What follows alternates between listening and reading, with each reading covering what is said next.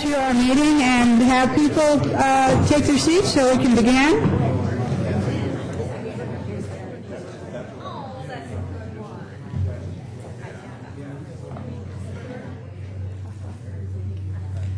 Good afternoon, and thank you very much for being here. Would you please stand, and we will begin with the Pledge of Allegiance. Ready? Begin. I pledge allegiance to the flag of the United States of America and to the republic for which it stands, one nation, under God, indivisible, with liberty and justice for all.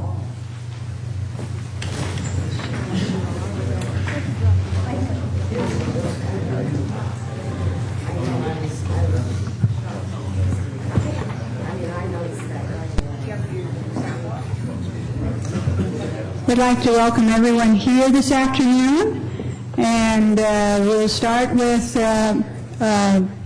acknowledging that we have a quorum. All our members are here.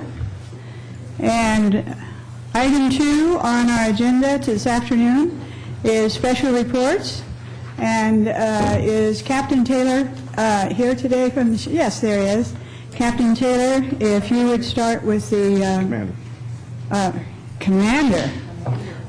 Pardon. Oh, I'll answer to anything. Yeah, just call you for dinner, right? Call me for dinner. Okay, sorry. Commander Taylor, if you would give us your sheriff's report today. All right. Just to start off, I thought I would report to you that I had observed the Coast Union High School, their wildland fire evacuation drill this morning. The alarms sounded at 8:45 at the high school, and by 8:55 the staff had loaded 243 students on their buses, and they'd left the facility, take them to another area, to a safe zone where they would do a head count.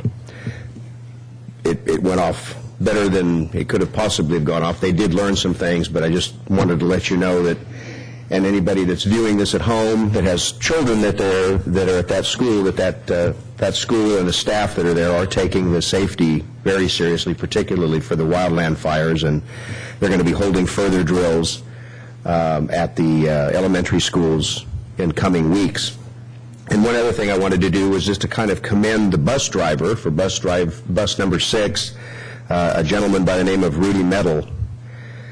I was impressed with this gentleman because when we got to the termination point, he actually gave a 10-minute safety briefing to these kids, and he talked about how to activate the emergency brake if the driver were unconscious. He talked about the two-way radio, how to operate it and ask for help if something happened to the bus driver or if the bus were involved in a collision. He went over each of the emergency exits and explained how they operated and how they would get themselves out of the bus. He talked about exiting with traffic on either side of the bus. He even talked about if the bus were in a collision or stalled on a railroad track and it looked like a train was coming, how to get out of the bus and safely move away. And I'll tell you, it seems kind of silly to be my age and of experience level and learn something from the bus driver, and that was if you have to evacuate from the bus because the train's going to strike it, you actually run away from the bus and towards the train.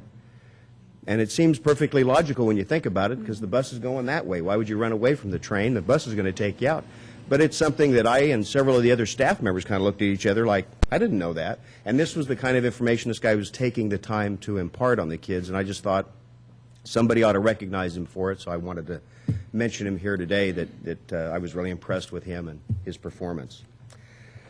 As for the Sheriff's Office report, for the period between August 27th and September 24th, we received 223 calls for service. We had 20 traffic stops by deputies on vehicles that were either suspicious or were stopped for vehicle code violations. We had 4 pedestrian contacts, 12 alarm calls for both audible and motion sensor residential alarms. 5 of those alarm calls, 5 of the 12 were businesses and 8 were residential. We didn't have any thefts or property damage occur. We conducted 8-foot patrols of the creeks and canyon areas looking for illegal encampments. There were 17 disturbing the peace calls. They ranged from loud music to neighbors arguing. We had 1 vandalism. A victim reported that his ex-girlfriend damaged the paint job on his motorcycle while it was parked in the 2600 block of Main Street. We had 3 arrests for domestic violence. On September 6th, we had a female report to deputies that her ex-boyfriend had hit her in the face when she told him that she was ending their dating relationship. The victim said that she later saw the suspect driving past her parents' home very slowly on several occasions. And then she received, left on her front door stoop, a get well soon card from the suspect. Following the investigation, the deputies located the suspect, they interviewed him, and then they arrested him for domestic battery. On September 17th, deputies were sent to investigate a call of a woman shouting for help. Upon arriving at the scene, the deputies discovered that an incident of domestic violence had occurred. The victim, who was the husband in this case, reported that he and his wife had been arguing earlier. The husband had left and gone to a local motel for the night, but soon received a call from his children, who asked him to come back and pick them up because their mother was scaring them because of her behavior. When the husband returned, he was attacked by the wife, struck in the face repeatedly, causing injuries. Deputies arrested the wife for felony spousal abuse. On September 20th, the deputies were sent to a disturbance call, and upon their arrival, they found a female and her children standing in the street outside their residence. Female said that her husband was inside the house, that he was drunk, and that when she had tried to leave the residence, he had refused to allow her to leave and actually held her there against her will. She finally managed to muscle her way around him and get outside the residence. The commotion is what prompted the call from a neighbor. The deputies went ahead and conducted their investigation, did their interviews, and then they arrested the husband for false imprisonment, resisting an officer, and then he had several outstanding misdemeanor arrest warrants for alcohol-related offenses. We had 6 theft reports. That's a decline from the last 2 reporting periods. Those included 2 more incidents of gasoline being siphoned from parked cars in the 2900 block of Village Lane. We had 2 reports of shoplifting from local businesses and mail stolen from an unlocked car in the 2000 block of Pitt Lane. We had 4 burglaries. One was to a room at the Cambria Pines Lodge. The hotel has stepped up their security, and they believe they had photos of the suspect. The investigation is ongoing to try and identify him. We had a burglary to a locked car at the 7200 block of Moonstone Beach Drive. The suspect stole the victim's laptop. Burglary to a locked C-train container in the 800 block of Main Street. The suspect stole a generator and some other items of equipment. And then we had what we are considering a burglary to the lobby of a business located in the 1200 block of Knollwood Drive. Suspects stole several packages that had been left in the lobby area, the common area where customers had a key and access to. So we're investigating that to see if we can determine who accessed it and stole the items. We had 1 stolen vehicle that was recovered. That was on August 28th. At 3:45 in the morning, deputies saw a suspicious vehicle on Highway 1 at Pico Avenue in San Simeon. They stopped the vehicle. It was a 1994 Toyota truck, and they determined it had been stolen from Templeton earlier in the day. They arrested a John Jeffrey Hosford, 49 years of age, a resident of Cambria, and a Jared Crockram, 27 years of age, a transient who's previously been contacted living in the illegal encampments there in Fern Canyon and also in Santa Rosa Creek. Stolen vehicle was recovered and returned to its owner. We had a second stolen vehicle that was recovered. That was on August 30th. Deputies responded to a call of a suspicious vehicle in the parking lot of the Cambria Presbyterian Church. Deputies found 2 vehicles parked at the location, 2 people standing nearby. Their investigation discovered a quantity of heroin and oxycodone pills, along with other drug paraphernalia. The deputies also determined that one of the vehicles, a white Honda sedan, had been stolen the previous night in front of a residence in Cayucas. Deputies arrested Spencer Castle, 30 years of age, a transient, and booked him for auto theft, possession of narcotics, and drug paraphernalia. The sheriff's detective served 1 narcotics search warrant on a 120-acre property on Curdy Creek Road. Property was occupied by a number of tents and trailers, and during the search, the detectives found methamphetamine, heroin, and narcotics paraphernalia used for injecting drugs in one of the tents, which belonged to a Stacy Guglielmelli, 27 years of age, identified as a transient. She was booked by detectives for possession of narcotics. Finally, through a cooperative agreement between the Land Conservancy, the Cambria CSD, and the sheriff's office. We sent deputies up with inmate work crews from the county jail, and they cleaned up several abandoned homeless encampments from the land east of Highway 1 and south of Santa Rosa Creek. So we're trying to pitch in as much as we can to help, because we know money's tight for everybody, and it's sort of a community problem rather than just any one person's problem. So we're happy to pitch in, and we'll be looking for other ways we can help with the cleanup as they continue. And that's the report. Thank you. Thank you. Do we have any comments from anyone?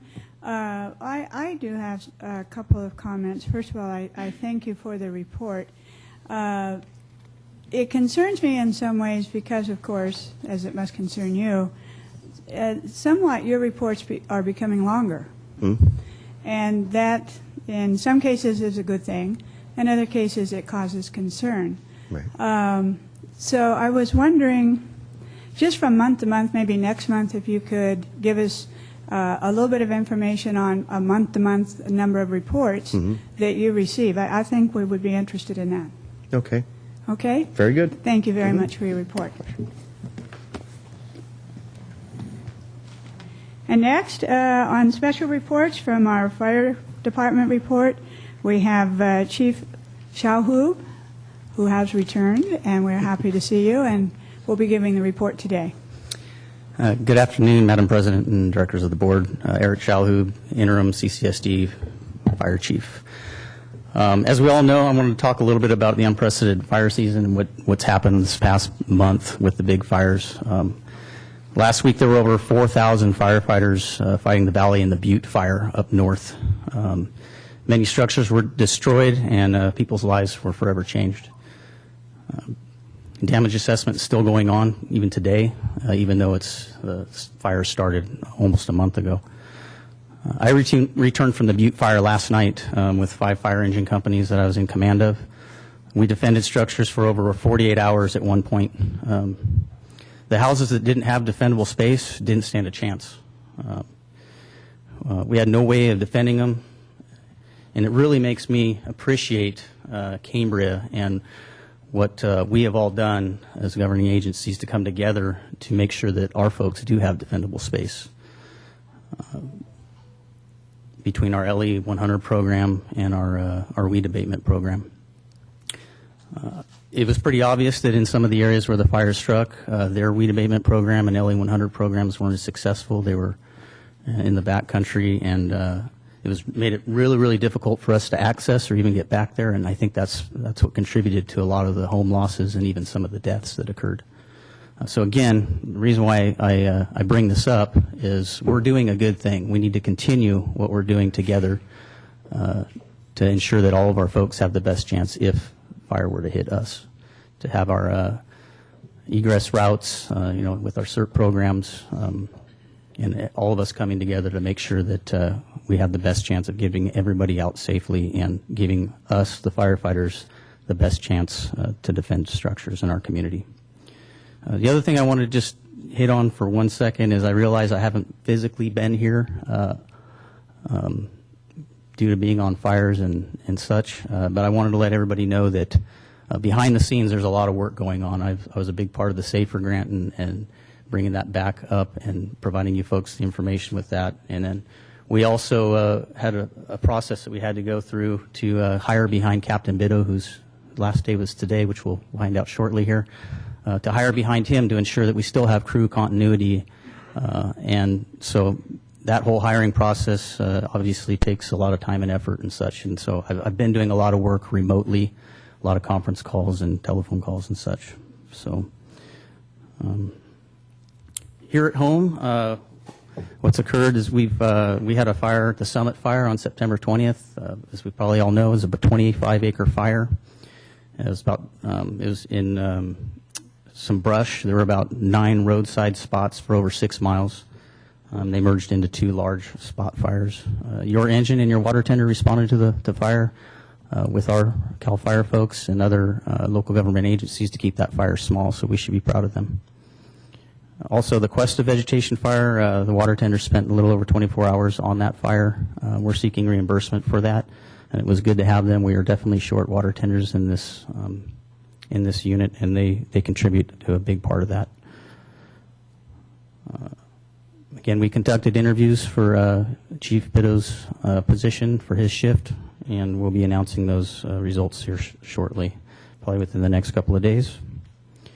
And then lastly, or actually the SAFER grant, as we know, we're working on that to amend that from the 3 firefighters to 2 firefighters. We're still working on that, Chief Lewin and I. And then lastly, on September 3rd, Lois Capps visited Cambria with President Robinette, and we met at the fire station, and we showed her the video, the aerial video that Mark Miller basically spoke on there, and there were lots of good discussions on how we can get federal grant money. And then from there, we took her in a van, a CAL FIRE van, and showed her firsthand what's happening to the forest and why it's so important. So I think that was a very successful meeting, and we're hoping to continue following up on that. Alan Peters is on the Valley Fire, so he is unable to make it for his report. But with that, if you have any questions, we'll try to answer them the best I can. Any comments? Okay. No comments or questions from the board. I did want to comment a bit on the recent visit with Lois Capps, too, and that was certainly good for our community, I think. It was fire focus, essentially. Shirley Bianchi was there, also Dan from the county fire focus, and again, with the thing that we pursue often, looking for possible, in this particular case, federal funding that could help with some of our ongoing tree removal. And they visited a residence where defensible space is significantly in place, and hopefully that will come to be for Cambria to receive some additional funding too. So thank you. Thank you. Director Rice? I have a question for the general manager. We just heard a couple of reports about emergency responses and disaster. We have a disaster or emergency response policy for the district on the water side. If something like a fire were to happen, we have a protocol for what should happen, and do our water guys know what they should do in that situation? Like, I'm just trying to make sure that we have, and if we don't, we need to be probably working on one. It needs to be refined and updated just like any policy, and that'll be part of the local hazard mitigation plan. It will be, okay. That the chief was able to secure for the district. I don't know if the board knew that, but that was about $30,000. So we're moving forward with that. And within that local hazard mitigation plan, it addresses multiple scenarios, not just within the fire department, but also water, wastewater, admin, and all those. So it'll be a very comprehensive plan. The guys in the field and the fire department work really well together. They know what to do. They communicate well together.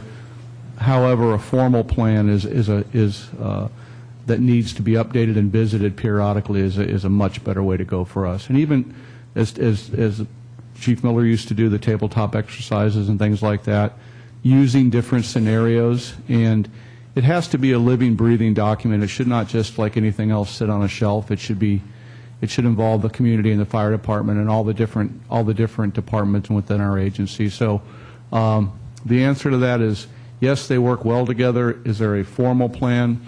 There is, but it probably needs to be updated, and that would be addressed to the local hazard mitigation plan. And what about a policy on disaster recovery? So after the fire's done and we now are looking at a significant, hopefully none of that actually will happen, but we have to be prepared.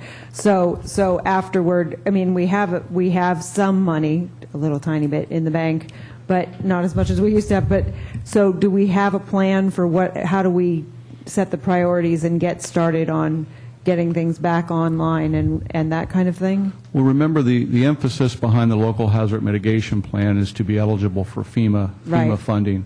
For an emergency. Correct. Mm-hmm. And so it depends on the magnitude of the disaster, okay, and how it is declared by the county, how it's declared by the state, and as you know, the fires that the chief was referring to now have the federal government's involvement. Right. President Obama has indicated that because of the magnitude of the fire, that there'll be federal aid available. So it really depends on the incident itself and what impact it has locally on the community, but also on the entire region. So, Thank you. I just think maybe that's something that we need to look at going forward when we aren't so busy with 18,000 other things, of course, but you never know when you're in an emergency and when you have to recover.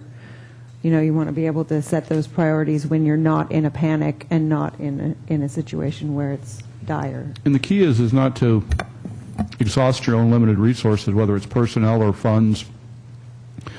When a disaster hits, you want to be able to look to the county, or to the state, or to the federal government to help you rebuild whatever needs to be rebuilt, whether it's the personal homes of people or our infrastructure. And as we know, the money doesn't come right away, so It doesn't. we need to be prepared for that eventuality, you know. Okay. And we have also on item 2B one request for public comment. Tina Dickinson. Thank you, President Robinette. Tina Dickinson, Cambria. I just want to say, in with this item, as well as 2A, that on Commander Taylor's report, you noticed, as I did, that the report was longer. But I think it was longer because he expanded on so much. We've never had such a detailed report on every single little item or big item that has occurred. So, I mean, it's wonderful to hear, but I think that was partly why it was so long, was how detailed it was. Secondly, I hope that Chief Shalhoub can answer this question on defensible space. For the individual homeowner, my understanding is that the defensible space has to be, is it 4 to 6 feet away from any structure? I'd like to have that answered. I think that's something that hasn't been addressed by with all homeowners. I mean, I just can't believe, quite frankly, how much foliage and trees and all kinds of things are growing closer to a structure that again would be problematic with a fire. And then I purposely did not attend the fire meetings that were going on with Director Clift and Director Thompson, because I don't think there was anything really that was defined that I felt my presence was worthwhile. But what I do is I dig in to get information. So I got the mutual aid response for CAL FIRE for all of 2014. This is for every call that they went out on for Cambria. They also have graphs of station incident summary. This was for all of 2014. The total calls, which were 899. And if you compare those to the CCSD's numbers, they're practically the same. And so this information is on CAL FIRE's website. And to think that they are not responding, as some allude, I would suggest they do their homework, if they haven't, and check it out, because these guys are actually doing quite an amazing job. I praise them for it, and I just wanted to bring that to the public's attention, because to me this kind of information is really it's what you need in order to make a decision. Not wearing all kinds of different colored shirts, as has been the case in this town, but getting down to the nitty-gritty. So I thank you for listening to those comments, and I'll be commenting later on other items. Thank you. Yes, Chief Shalhoub. So I just want to make sure I understood the question, but it's for clearance on houses, it's a minimum of 30 feet. We can enforce up to 100 feet depending on the topography. So, for instance, if there's a hillside or a drainage that shoots up towards the house, we can enforce up to 100 feet. I hope that helps. I would say too, Director Thompson and I did go with the team that was doing the every residence inspections too for the defensible space, and I think by now, in fact, that probably every home has been visited, And if they've had anything that was actually a threat to the home, to the neighborhood, I believe that they were notified of that too.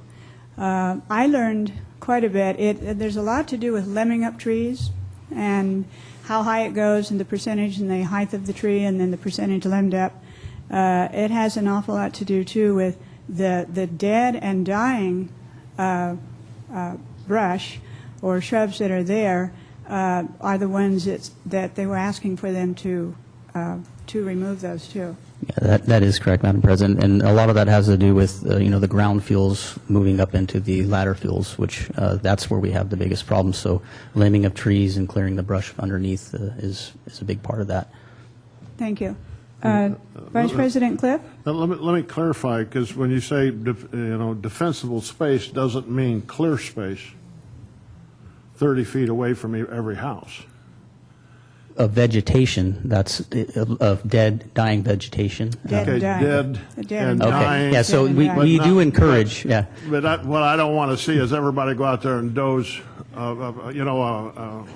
disc 30 feet around their house and wipe everything out. That's the impression that. Okay, yes, sir. So, and there are brochures that we have at the fire stations that tell you, we actually encourage people to plant green vegetation. Dead and Yes. dying plants and things need to be removed within 30 feet. Okay, thank you. Okay, thank you very much. Okay, then, for special reports, we're ready to move then next to item 3, acknowledgements and presentations, and we are going to change the order to go in this order now. Our first presentation today will be the proclamation for Fire Captain Stephen Biddle. The second report will be from the Friends of the Fiscalini Ranch Preserve with the Executive Director, Joe Ellen will be here to do that. And then the third report will be the report from Dean Flores, an update to the board. And I'm sorry that somehow the CERT team leader, Craig Uferheid, was put on here because we have met and talked about the presentation he's going to share, and he is out of the country right now, and this will be then in October. So, without further delay and ado, it is my pleasure, and I have also asked Director Rice to join me in this. So Director Rice and I will be making the presentation to Captain Biddle, too. So if you would please come forward.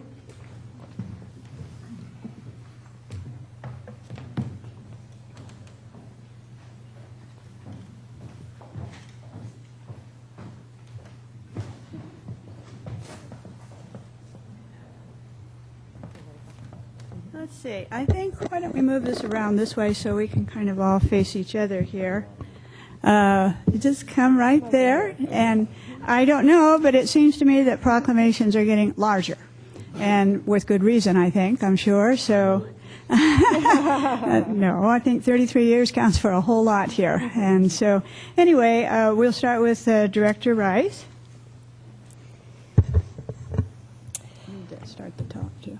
District proclamation honoring Fire Captain Steve Biddle for 33 years of exemplary service.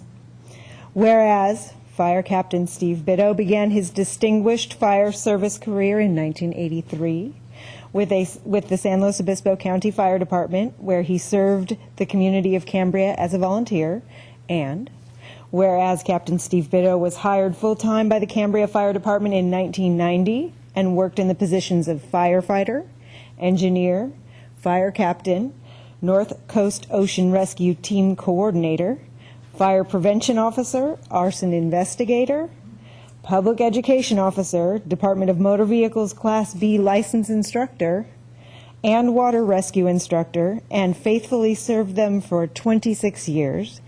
And whereas Steve Biddle created the North Coast Ocean Rescue Team in 1984 and has coordinated this team of dedicated ocean rescue members for 21 years, whereas Captain Steve Biddle received his emergency medical technician licensure in 1977 and has worked and maintained that ability for 38 years. And whereas in 1997, Captain Steve Bitto collaborated with the San Luis Obispo County to develop the Coastal Response Plan and the Fire Investigation Strike Team, SLOFIST, and continuing,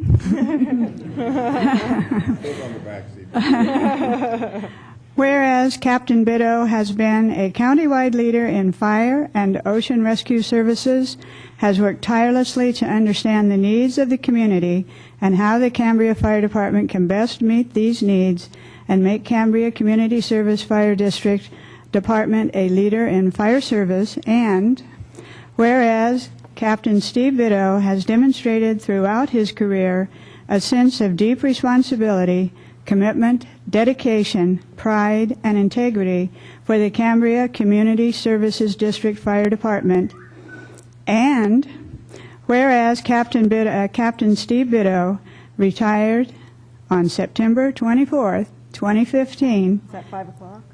Is it at 8 o'clock this morning, after more than 33 years of commendable dedication to the Cambria Community Services District Fire Department, and now, therefore, by virtue of the authority and me as president and on behalf of the Board of Directors and the staff of the Community Services Fire District, Cambria Community Services District, I hereby extend to Fire Captain Steve Bitto on this 24th day of September our sincere appreciation, commendation for the manner in which he has performed his duties at the Cambria Community Services District Fire Department, with special thanks for his professionalism, dedication to service, and kindness to the members of the public. It is indeed my pleasure to present you with this.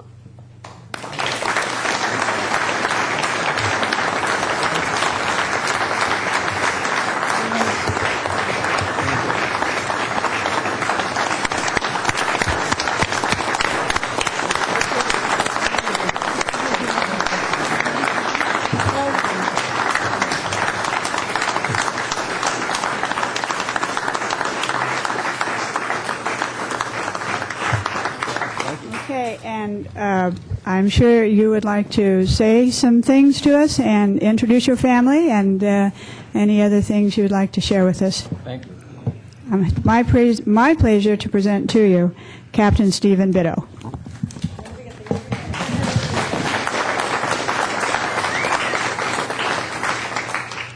Well, first, two things. I can't believe that all fit on this thing here.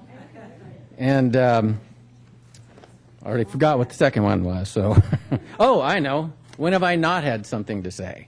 You know. So I'm just going to read this. It'll be a little easier for me to probably do. So I just wanted to say how proud and honored to have worked for and with the citizens of Cambria and the surrounding area for all these years. During my career, I've been on more calls than I can count. Structure fires, wildland fires, traffic accidents, surf rescues, cliff rescues, medical aids, gas leaks, trees down on power lines, on cars, on houses, and even on people. Lots of animal calls. We've had just a ton of animal calls in my career. Cows on Highway 1, bulls loose on Lodge Hill, bats in houses, cats in trees, cats in wells, cats on roofs, and cats underneath houses. And we even had some iguanas running loose in town once, and a few snake calls also. So I was asked not long ago, how do you do what you do, and how do you handle the tough situations? And I had to really think about that. First, you need to love the job. And second, you need to have good training and be able to trust yourself. Thirdly, you need good people to work with, our fire family. And we have a great fire family here. We learn to trust each other. We have each other's back. I'm not going on that one.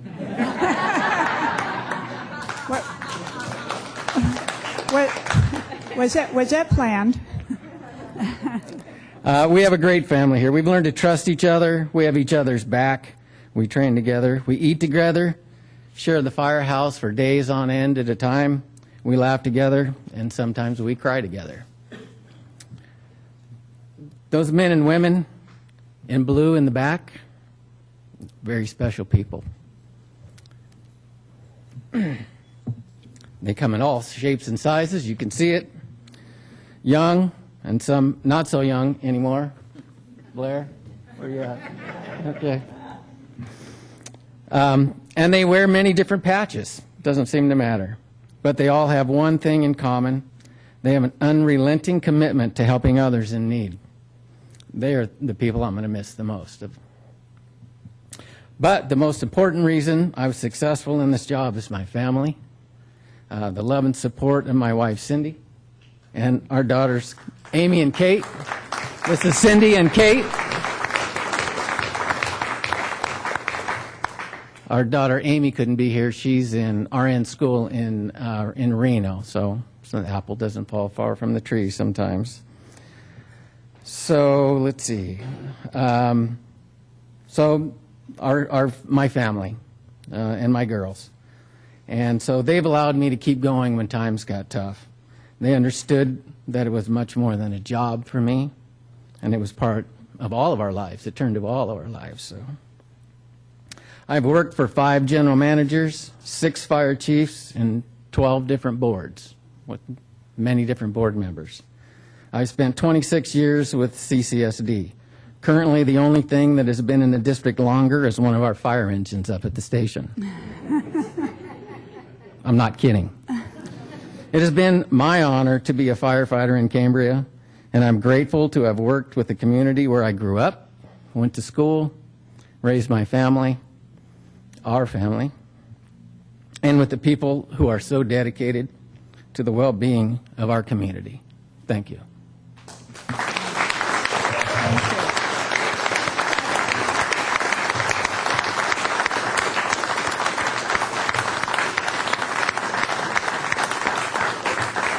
Very well done. I think we're just going to gracefully go exit. So. Well, before you go, Kathy, could we also get a picture with Captain Bitto with the entire board? We would like that. We're going to go get a picture.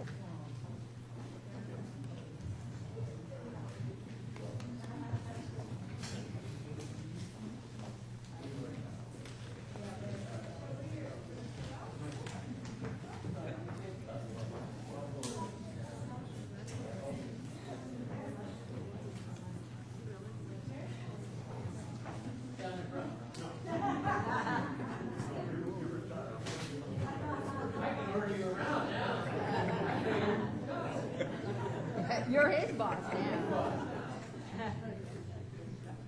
Okay, everybody smile. You too, Sue. I can't tell you how many times we've gone through that. Laurel and Harvey.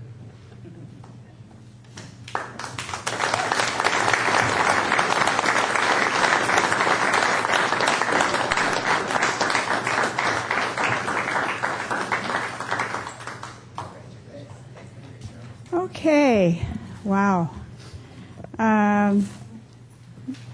Moving to our next presentation on item 3, we're going to have, we will have, Joe Ellen is going to be presenting for the Friends of the Fiscalini Ranch Preserve. So, welcome. Quite a bit to follow there, huh? Yeah, I don't know if I can do this.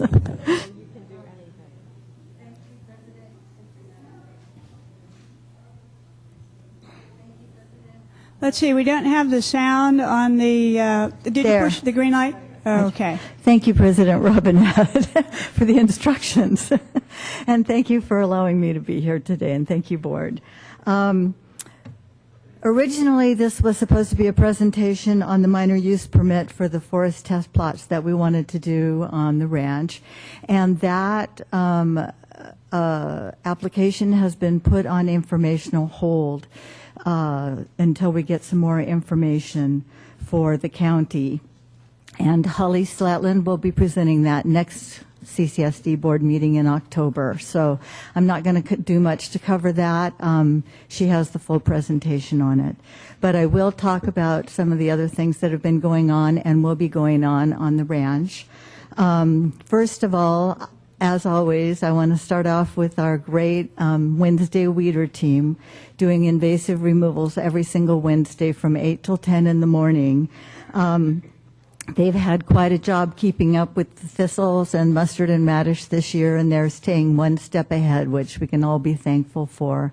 And most recently, they just cut the flower heads and didn't completely remove some pampas grass that we were actually pretty unaware of on the ranch. It had been removed about 8 years ago, and we thought that was the end of it, but it's resprouted in the last year or so, and so they took care of that. On the bluff restoration, you've probably noticed the barriers on the north end of the bluff trail. We're trying to keep people off of the bare dirt areas and away from that first high cliff for people's safety. And we hope it rains. And when it does start raining, we're going to plant those bare dirt areas with native seeds and see if we can restore them to their original glory. Although some of them have been bare since we bought the ranch. It's not just the increased use from walkers. We did Coastal Cleanup Day, and normally we hardly find anything on the ranch. This year we included Abalone Cove, which I found out it's called from Google Maps. We've always called it Peggy's Cove because we get to it from Peggy Christensen's stairs. And we came out with 10 pounds of trash, which is amazing for the ranch, and 2 pounds of recyclables. One of the problems we're having, and we noticed it with the coastal cleanup, is cigarette butts. There is not supposed to be smoking on the ranch, and I just would like to alert people, please don't smoke on the ranch. It's dangerous for the ranch, and don't leave your cigarette butts. The next thing coming up for us is our conservation easement monitoring. We do this every year. It's a yearly resource survey to determine and document compliance with the conservation easement. We take photographs and write descriptions of more than 50 GPS points on the ranch and compare them with previous years and kind of see how our management plan is going and see what we need to address next. And that is about a 50-page booklet, and we give a copy to Carlos at CSD, and it's available there, or you can come look at it at our office as well. We've been doing it since 2003 when we did the initial study on the ranch, and we have copies of all of those monitoring reports. Coming up is the 4th annual California Conservation Corps Volunteer Day on Saturday, October 17th. And this day is a special one for us. It's hundreds of volunteers, hundreds of businesses, and thousands of Corps members come out on this day to benefit a community with what they feel is a really worthwhile project. And this year the ranch was chosen to be the beneficiary of the Los Padres chapter of the Conservation Corps. And the volunteer day will last about 4 hours. It starts about 8 o'clock, but you might need to check back on our website on that. Jimmy Galvin is out of town right now, and he's the coordinator for this. He's also a new resident of Cambria, and that might be part of why this project was chosen this year. We thank him. We will be doing trail repair work on the Santa Rosa Creek Trail, erosion control and repair on a trail near the North Windsor entrance. The little curvy one that goes up into that first crop of trees has been a problem for a while now, and we'll be repairing that.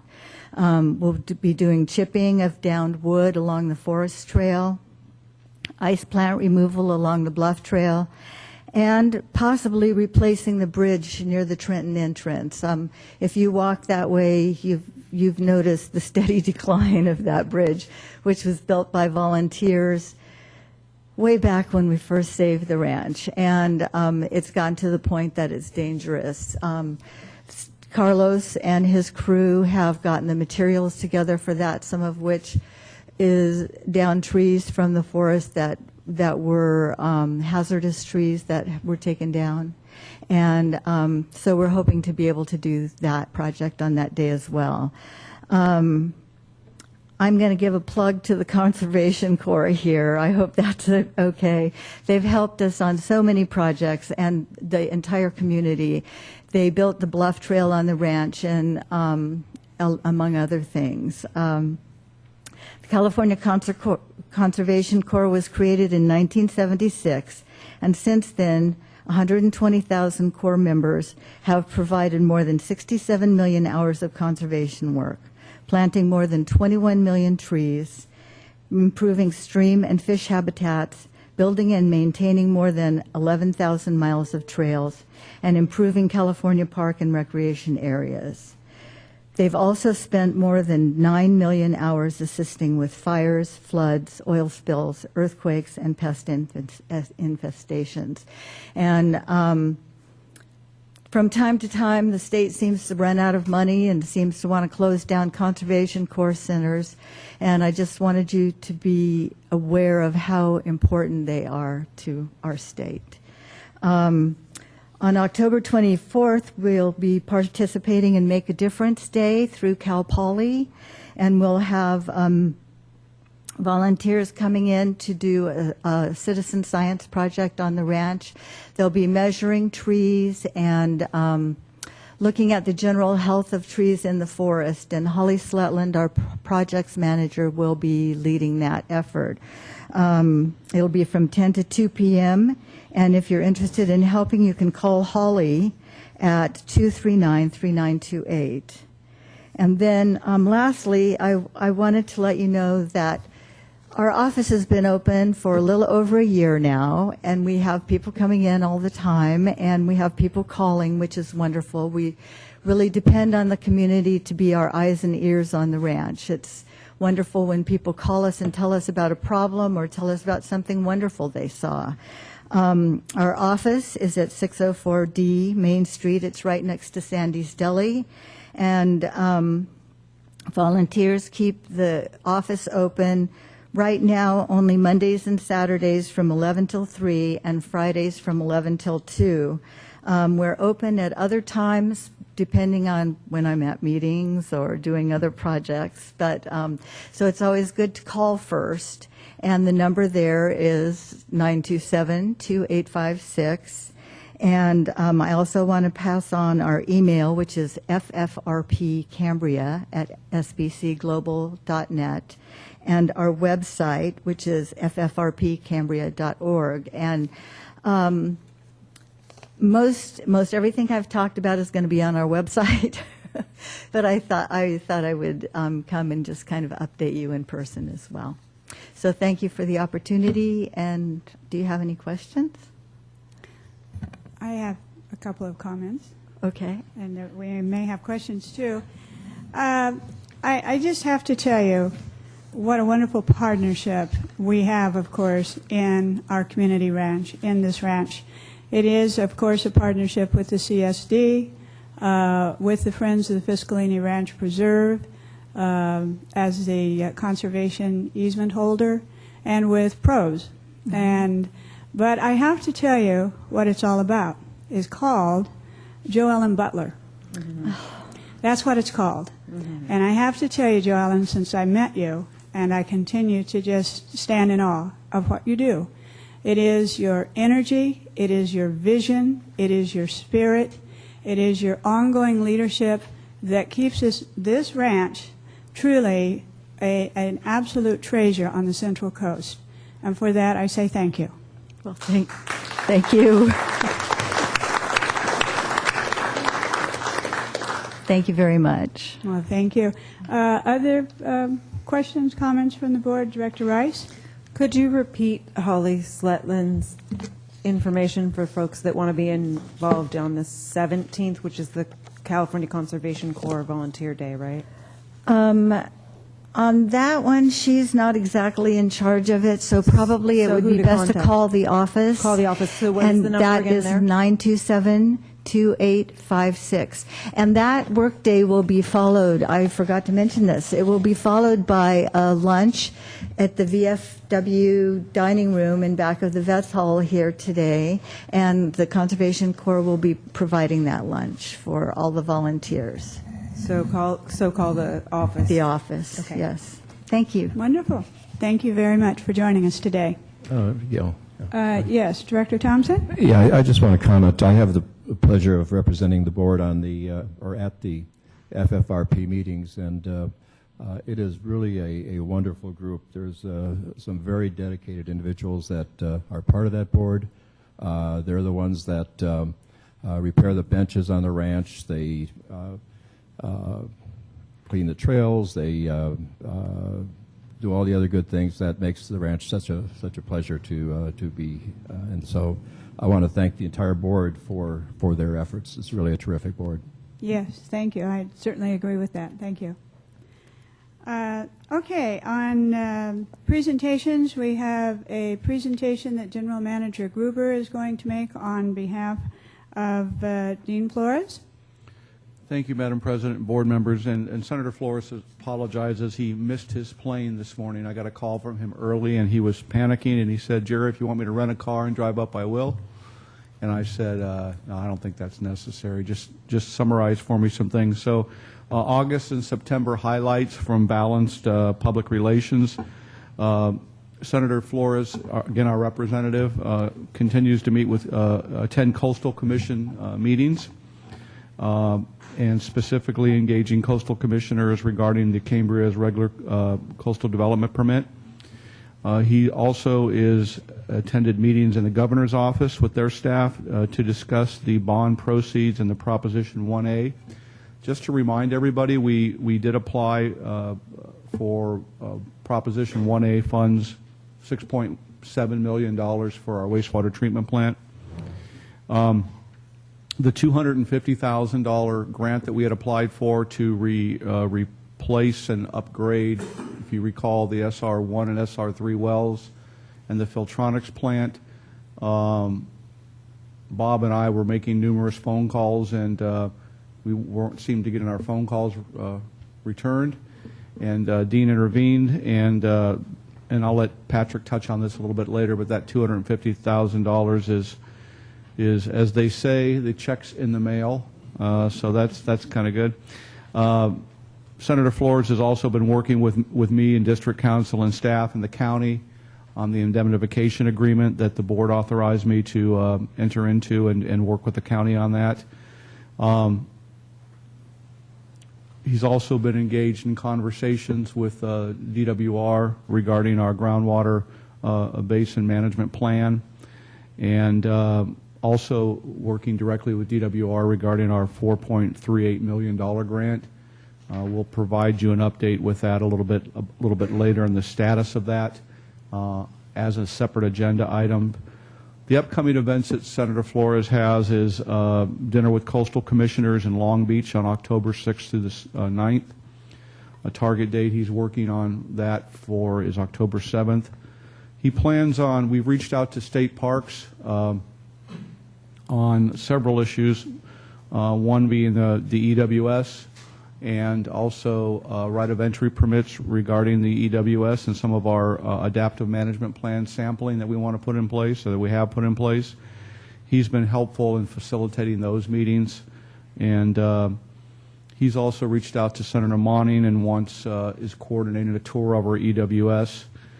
Regarding state bonds and the recycled water presentation, he's working with the state on that again. So Dean Flores apologizes for not being here, but he wants the board to know, staff and the community, that he's actively involved in our best interests as a community. He's going well above and beyond the scope of his work and puts in countless hours for us, calls me before I'm up, calls me after I go to bed, calls me on weekends, and so it's good to know that he's there for us, and again, he extends his warmest regards and that he plans on being here in October.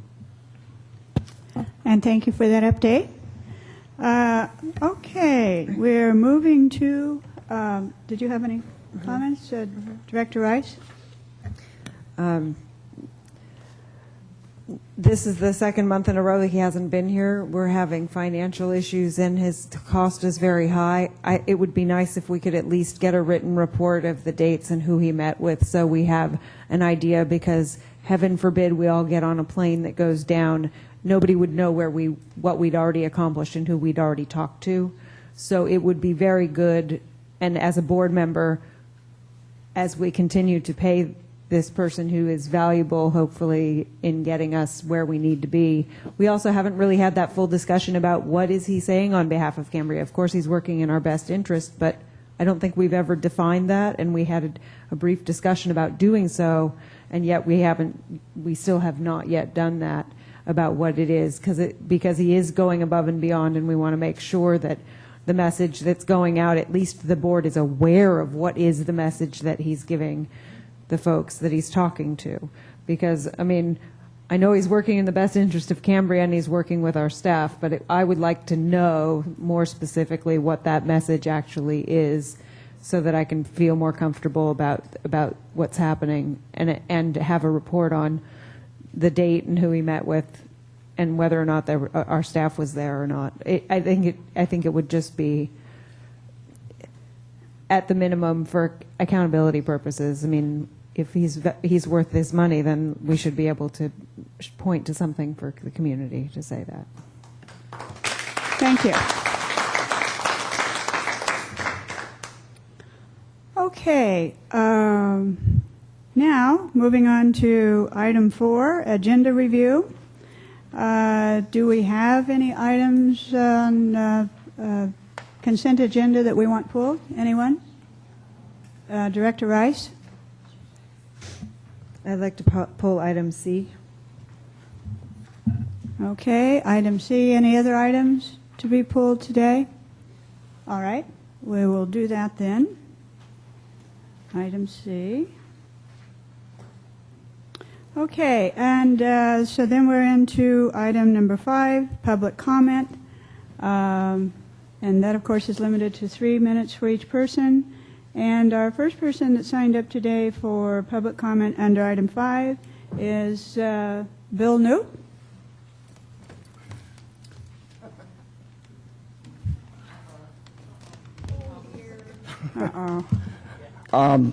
Thank you, President Robinette and the board. I had knee surgery yesterday, so I'm not 100% right now, but I felt it was very important that I be here today.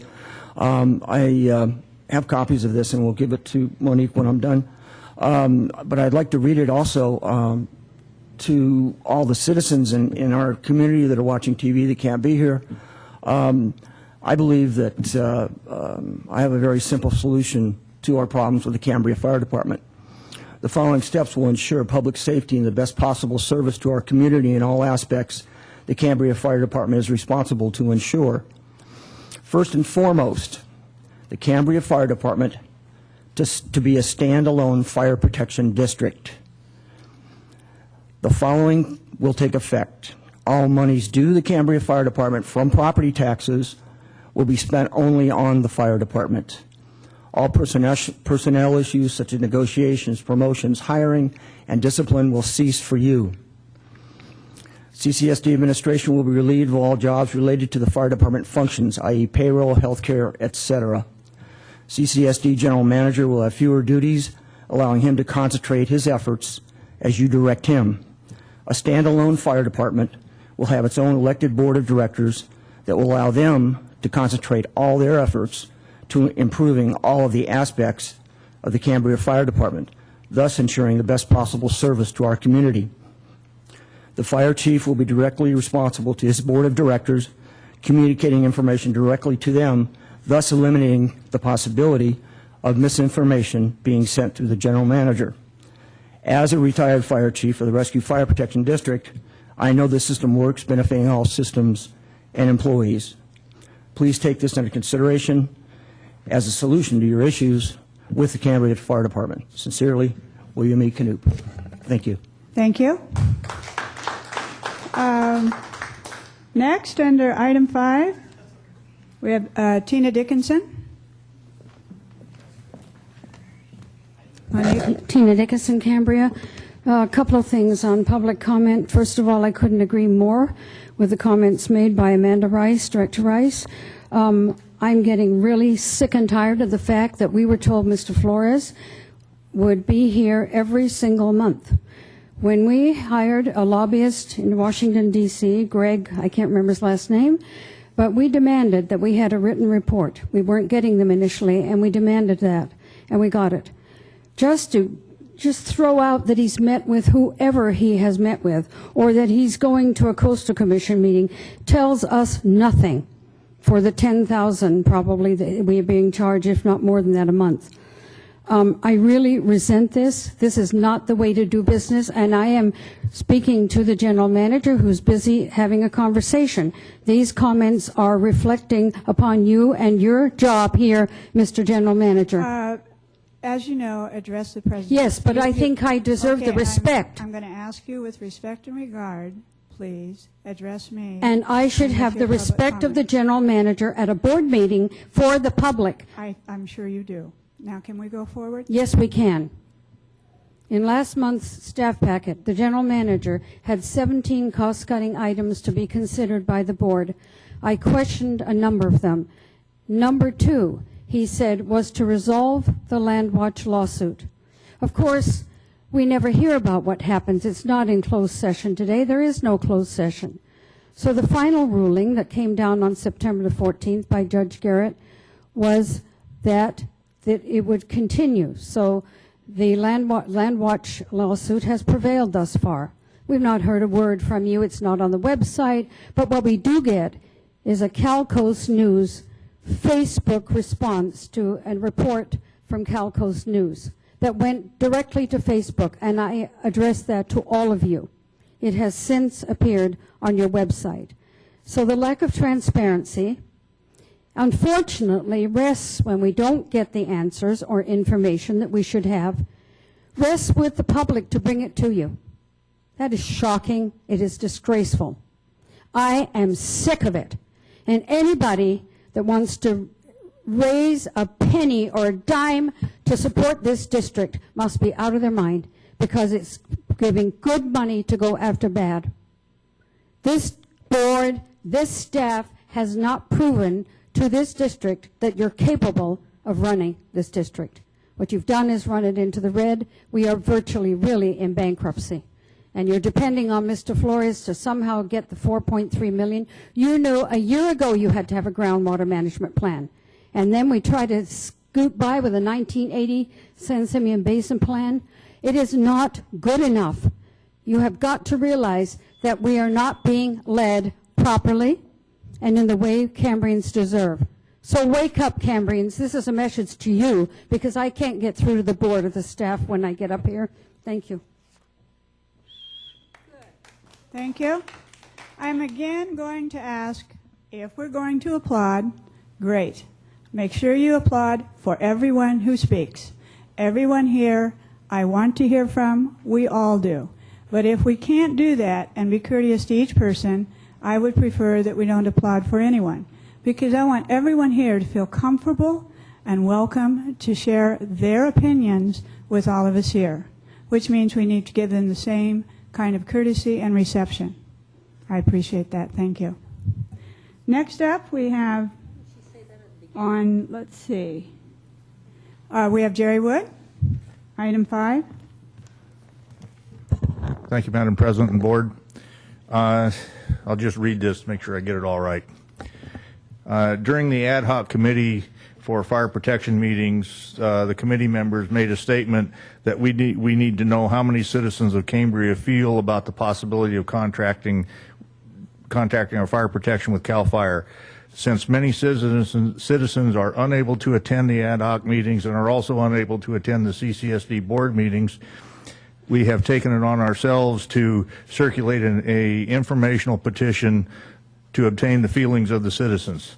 This petition reads, "We, the undersigned citizens of Cambria, desire to clearly advise the Cambria Community Services District, CCSD, general manager, and the elected board of directors that it is our choice to retain our Cambria CSD Fire Department under total local operation and control and not enter into any type of contract or agreement with CAL FIRE to manage or operate our Cambria CSD Fire Department.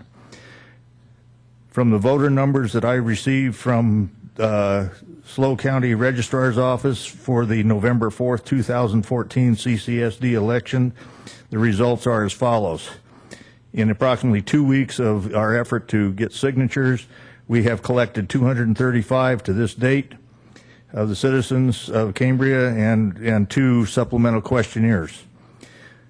This number represents 3.9% of the total population of Cambria.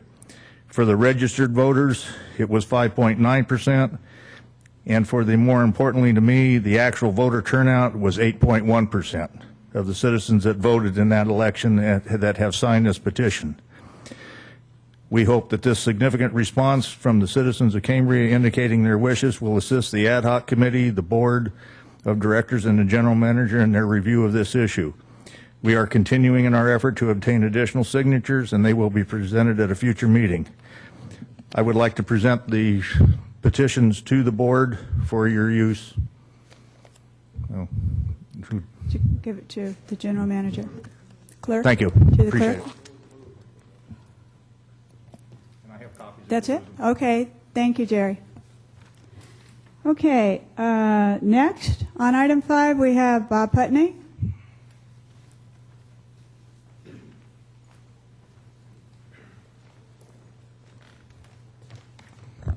Good afternoon, Madam President, members of the board and staff.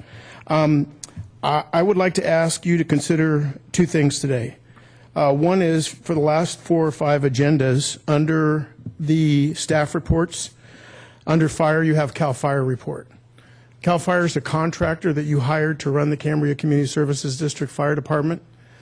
If I was the men in blue sitting in back or Captain Biddo today, I would feel a little put asunder that our fire department is not being recognized for the services that they provide.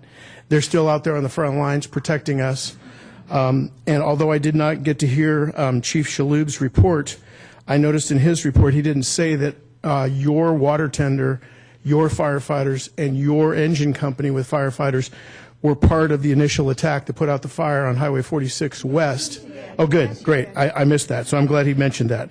But those are the kind of things I would expect to be in here, because the second thing I wanted to bring up to you is that our firefighters need to know that the community and you support them. And if it says CAL FIRE report, it makes it sound like they're doing all the work and our people are not being recognized. And a little recognition goes a long way with our public safety people. So I would ask you to consider that.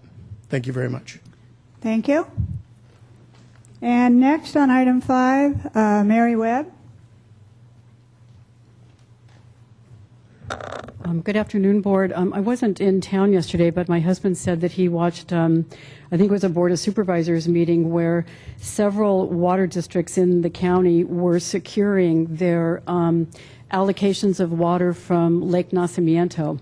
So they were signing letters of intent with the, I don't know if it was for Board of Supervisors to approve it, but anyway, they're signing their letters of intent to make sure that they have their actual allocations from Lake Nacimiento. And I think I emailed you several years ago wondering if we actually have, Cambria has anything in writing that we still have a 1,200 acre foot a year allocation from Lake Nacimiento. There's a lot of discussions that are happening now with water interties, water wheeling going from Nacimiento to San Luis to Whale Rock. There's a disturbing regional desalination plan, which I'm absolutely opposed to and think is really bizarre.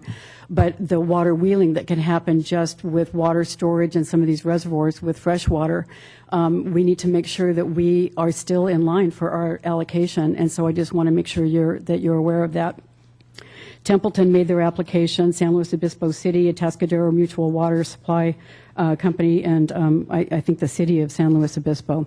The other thing is with the lawsuit, I think we do need to know what's going on. I think the district can settle the lawsuit. I think all they want is for the emergency water supply to be fully permitted. It never went through the full permit process at SLO County. It doesn't seem like it should be that hard to do. Instead of going for a permanent long-term permit, I guess I don't understand why we're not just finishing the CDP process with SLO County to permit what you're doing already. So when it's running right now, it's running without any limitations. It's running more wildlife can be harmed. It hasn't been fully analyzed, and it just seems to me that could be settled, and that's another amount of money that's off our plate.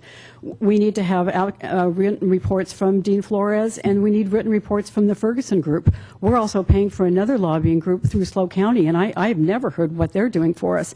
I don't remember how much it is, but they're lobbying for us too. But more than that, you can do this yourself. We don't need to be paying somebody $104,000 a year to go talk to coastal commissioners. You guys can have meal, hotel. You don't have to trust someone else to be speaking for you. You can go yourselves. I mean, we pay for you to do that already, so go ahead and do it. The meetings are free. The commissioners want to talk to people. You can call them. You don't even have to travel there. You can open these doors yourself. That we elect you to do that for us, not pay someone else to do it. Thank you. Thank you, Mary. That's all the requests for public comment under item 5. So we will move then to item 6, the General Manager's report, and we'll begin with General Manager Gruber. Thank you, Madam President and board members. Item 6A is my General Manager's report. I've included a draft timeline for the CCSD rate study, and I'll allow the rate study committee to comment a little bit on that. And also a timeline for the CCSD emergency water supply project CEQA scheduled. This is the timeline related to the EIR. Just one thing, there is a potential to shorten this schedule. A follow-up conference call to further discuss each milestone and time commitment may be necessary. We meet every week on a conference call with the EIR consultant, and we move that process forward. The other thing, my report is just fairly short this month. As indicated in the Cambria today, and as people had indicated, as of Tuesday, we started the EWS. It's running 8 to 9 hours a day, and it's producing between 200,000 and 300,000 gallons a day. So I just wanted to let the board know about that. The other department managers' reports are in here. If you have any questions regarding them, I'll be more than happy to answer them. Bob's report's in here, water, wastewater, facilities, and resources. Joellen covered a lot of things on facility and resources. One thing that I would like to have the board spend some time on is the financial report that Patrick has included. He's updated the report regarding our cash flow projections for the year, and as I had stated earlier to the board, when we came up with these projections early on, they were worst-case scenario projections. They were very conservative. They made some assumptions regarding our expenditures. They made some assumptions regarding our revenues, and so if I can answer any questions about the general manager's report, I will. But if Patrick can present some information to the board on where we are financially. It's the outlook for the district financially is not nearly as bad as we originally projected, which is encouraging. I spoke to the realtors today. We are not going broke. We are not going to go bankrupt. Once we get the groundwater management plan in place, we have correspondence from the county that indicates they will forward it on to DWR for our payment. So with that being said, if Patrick could go ahead and give his information, that'd be great. Thank you. Madam President, members of the board, I did do a revised cash flow projection yesterday. I do one every day, actually. If I could get that revised projection up on the screen. There are also copies out in the lobby. Basically, the projection that's included in the board packet showed November with a $43 deficit. That's now projected to be about a $25,000 surplus. However, it's important to note that these are all estimates, and that's probably plus or minus 50,000 one way or the other.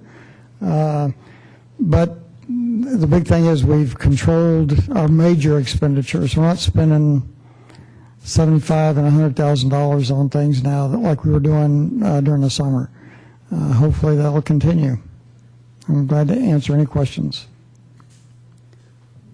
Okay, none at this time. Shall we come back for questions at the end? Do we have any other reports under General Manager, or we could start then with you? We do have, and it's a choice. I think so. I think since we've heard that this is the General Manager's report, correct? Okay, we have two requests for public comment. We'll start with Tina Dickinson.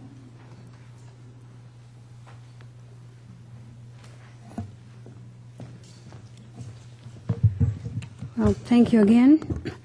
I was out at the EWS facility on Monday, September the 14th, and I was given permission by State Parks to go up to above the vehicle bridge, and I would like to show you two photos of Mr. Gruber, Justin Smith, and a CDM Smith employee on the 14th. There's a huge pile of dirt that was dug up, and they're looking into a hole. I would like to know on the 14th of September, before they supposedly turned it on the 15th, because nobody saw water coming out into the EWS pond on the 15th. On the 14th also, I took photos of the San Simeon Creek and Lagoon. You can see the algae present.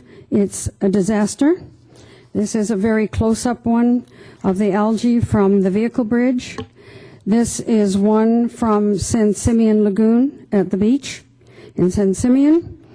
This is another of two herons, two egrets sitting on the pumps out at the EWS pond.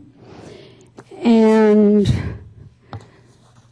this is several pictures I've taken where I've been out there almost every day. No water has been coming out with the exception of one day when I was out there from the 14th through the 21st. This, in contrast, is Santa Rosa Creek Lagoon. There is no algae present there, and yesterday I went to Pico Creek and took photos of Pico Creek. There's a small amount of algae there, but nothing to the extent that you see. Here's another one of the pipe going into the pond. Nothing coming out. These are 3 different dates. So I would like to know from the folks I've talked to who live down there, who've gone by, 8 to 9 hours a day when you're exactly running this, because nobody's seeing it. The other question I have under the General Manager's report, I would really like to know more about this Energy Watch PG&E program. It says that loan payments are made from future utility billings.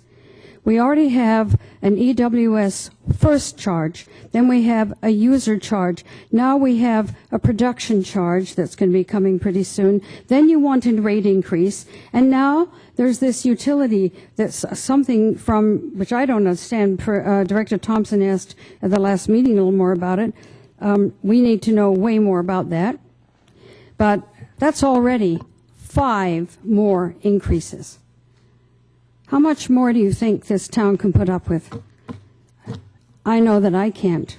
You don't deserve a penny more. This is disgusting what's going on. You guys know about it. Mr. Gresham knows. You know about the issues with algae, with dissolved oxygens, wanting to go into state parks with all kinds of equipment to fix the problems from this lousy, stinking, rotten project when we could have had a wonderful option of off-stream storage. No, you're not going to stop me. I will speak.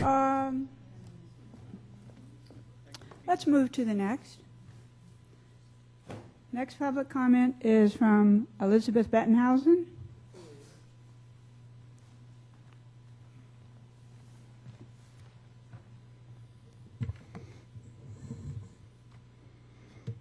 Thank you very much, Madam President. I have only a couple of questions that I want to pose. In the earlier comment, I was appreciative of the general manager reporting that there is a $30,000 grant that the CCSD has received for the hazard mitigation plan. And he said, if I may quote, "I don't know if the board knew about that." So I'm just raising this because I hope there's a standard procedure for you all to be informed of significant new revenues as well as significant new expenses, so that you don't have to just hear at a board meeting that we've gotten a new hazard mitigation plan grant for $30,000 or any other grant. I heard him say in his report, Madam President, that you would be updated on the status of the $200,000 grant for which you've been waiting for some considerable time. I didn't hear that update from anybody, so I hope that's impending. And I'm certain that the $4.3 million will go per omnia saecula saeculorum, as the Honorable Pope said this morning. The other questions I have, however, I'm assuming that when I hear the ad hoc committee reports, I will be fully edified on the rate increase proposals.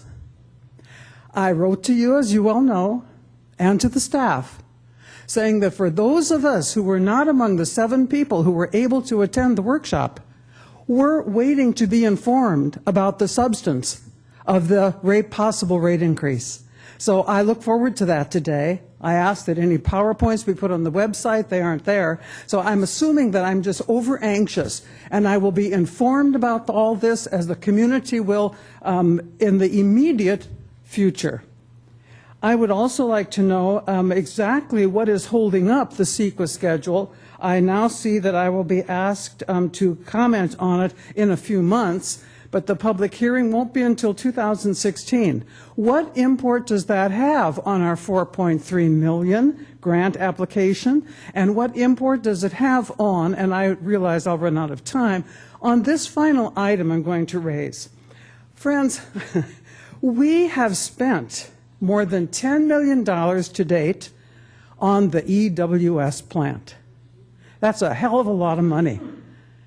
And we were just informed today it's running 8 to 9 hours a day, 200 to 300 gallons. And that was the sum total by your general manager of the information about this huge investment we've made. That was the sum total, friends. That is called an inadequate report. That is called an insufficient report.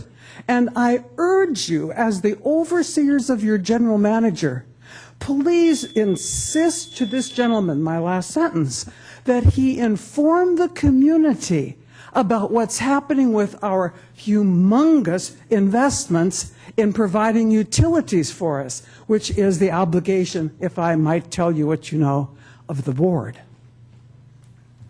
Thank you. Next on 6A, we have Mary Webb.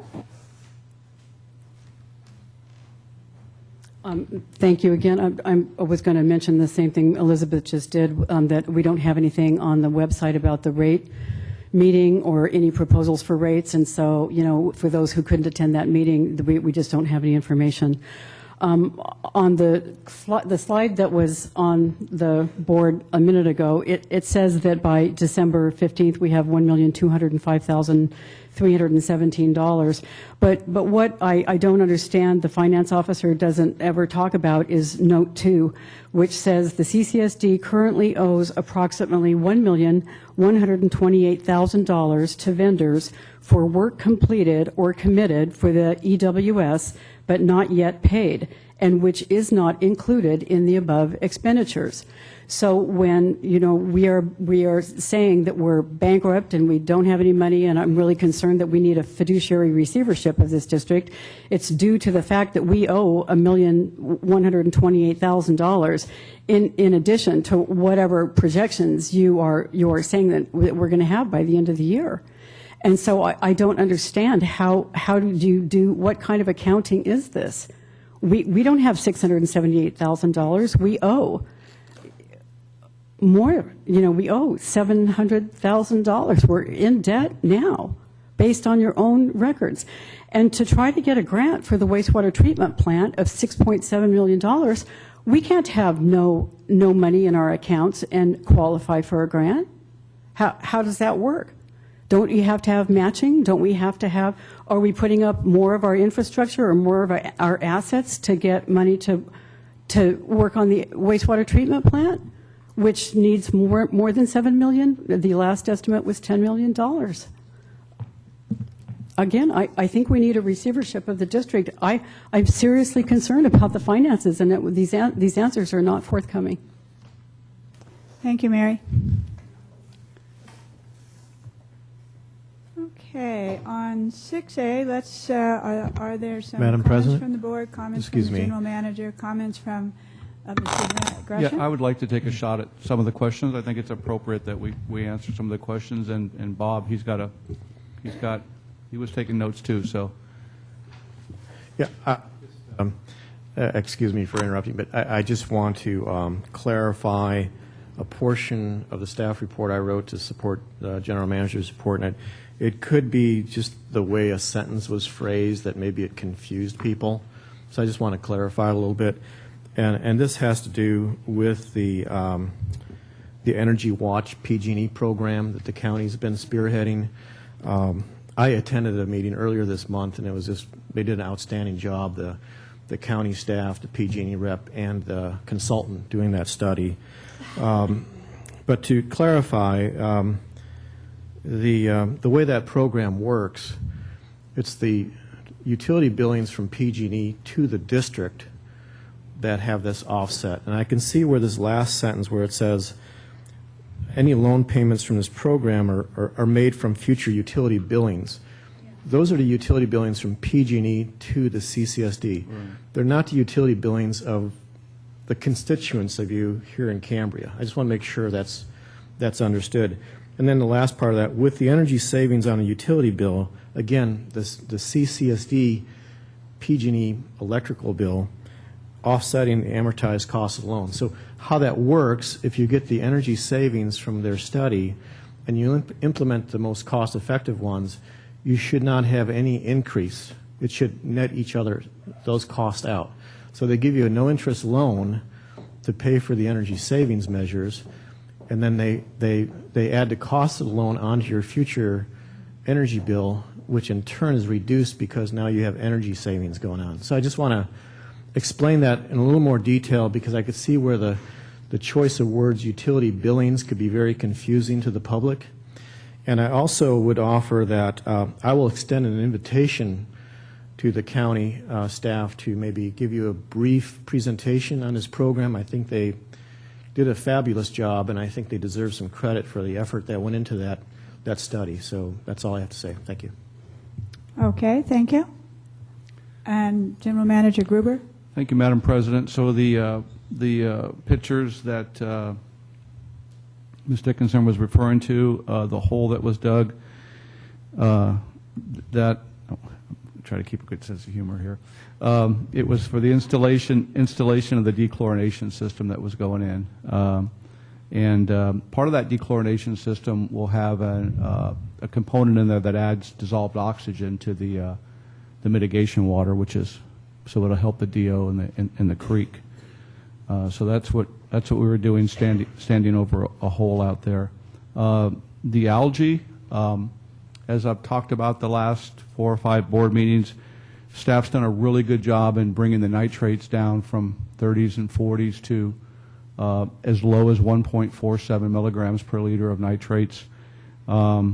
And so our TMDL, our total maximum daily load of nitrates going out that lagoon, is significantly less than what it was before. Historically, what was not mentioned is that is a contained body of water. If you look at that lagoon, you have a body of stagnant water that has been sitting there for an extended period of time, with hundreds, if not thousands, of birds going to the bathroom in there. That bathroom is really high in nitrates. In addition to the picture, which causes algae bloom, warm weather causes algae bloom, pH causes algae bloom. A lot of different things cause algae blooms. The creek itself If you notice, the algae was attached to the vegetation below the water level. There are a great deal of things, and us being one of them, I'm sure, over a period of time that have contributed to that. But there's livestock that goes all the way up that watershed. There's the state parks dumping. Let me just finish, please. I gave you the courtesy, so please allow me the same. You really need to stop. So we've really, this project has really been very, very environmentally friendly.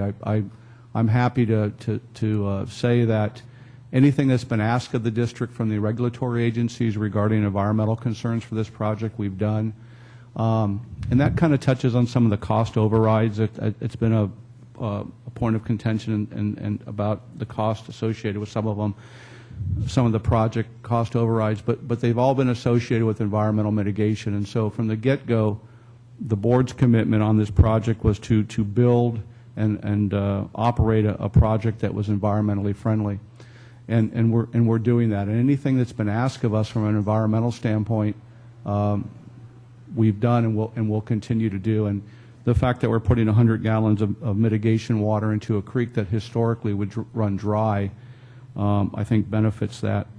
So I think that covered Ms. Dickinson's questions. With regards to Ms. Mentenhausen's questions, the comment I made regarding the local hazard mitigation plan, Chief Lewin and I sent the board emails on this, and I'm sure you were aware of it.